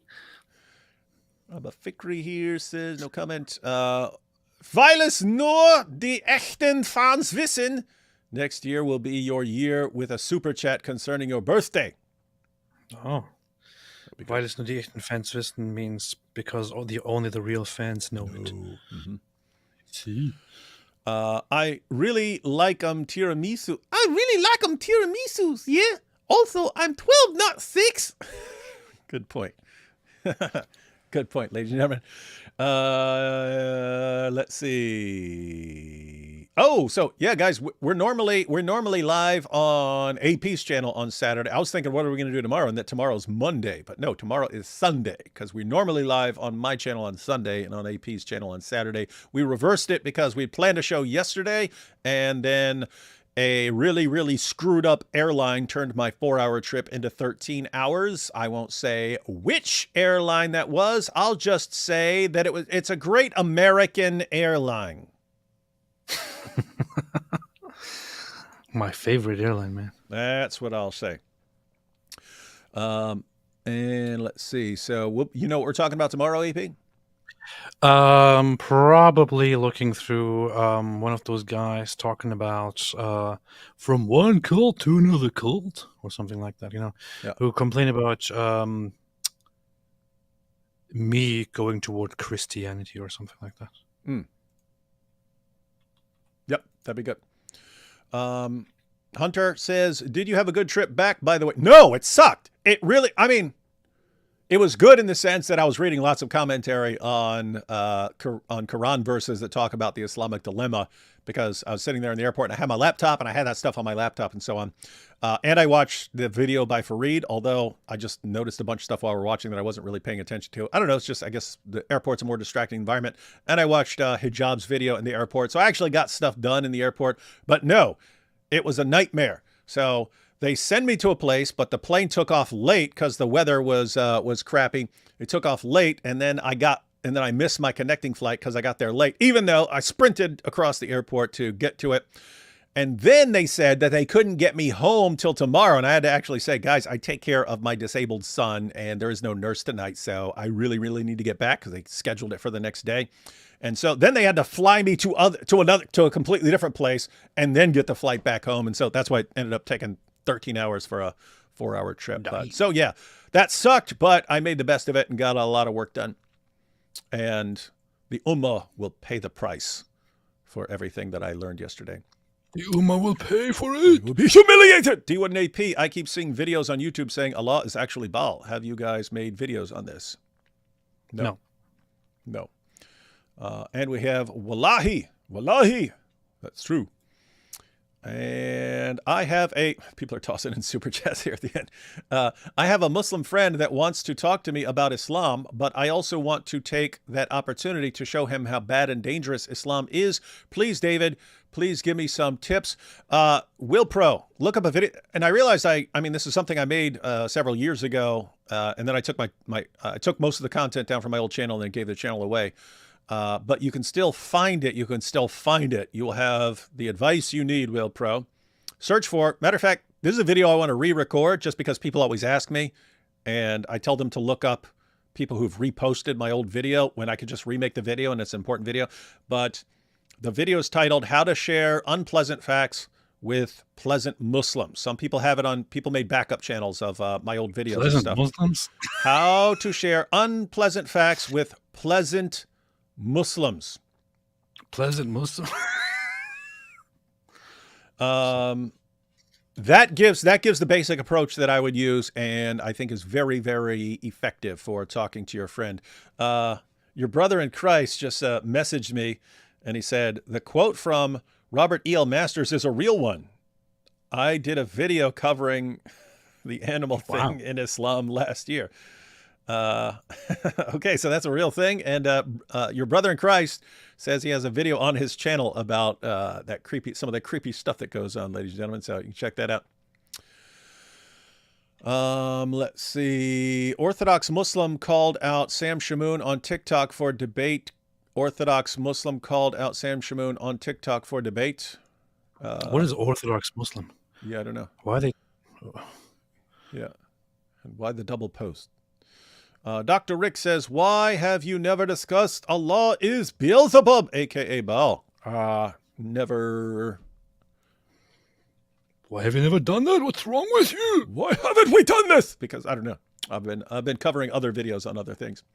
All right, everyone. So we'll be back on AP's channel tomorrow. And then will be my birthday. It'd be funny to go. It'd be funny if we all just sat here eating cake on my birthday and went live and just sat around eating cake. Let's do that. That would be funny. That'd be funny. And guys, on Tuesday, again, going to be on with Jai, DOC, and Chris from Speaker's Corner. And for any Europeans who are up really, really late right now, Tuesday will be a better time for you because we'll be going 5 o'clock Eastern time so that people in the UK can still be up. But that will be really good. We're going to go through Muhammad Hijab's video trying to respond to the Islamic dilemma. And it is a bad time to be responding to the Islamic dilemma because we got a whole community studying it and knowing how to expose it. And these responses are just not going to work anymore. And final super chat here from Aisha Young, Goo Goo Gaga. That's what Muhammad's dream date and Daniel Hakikachu's dream date would say. All right, everyone. Catch you tomorrow on AP's channel. What? Aisha Young, Goo Goo Gaga. Pretty messed up. People are weird, man. People are weird, but funny. All right. See y'all tomorrow. See y'all.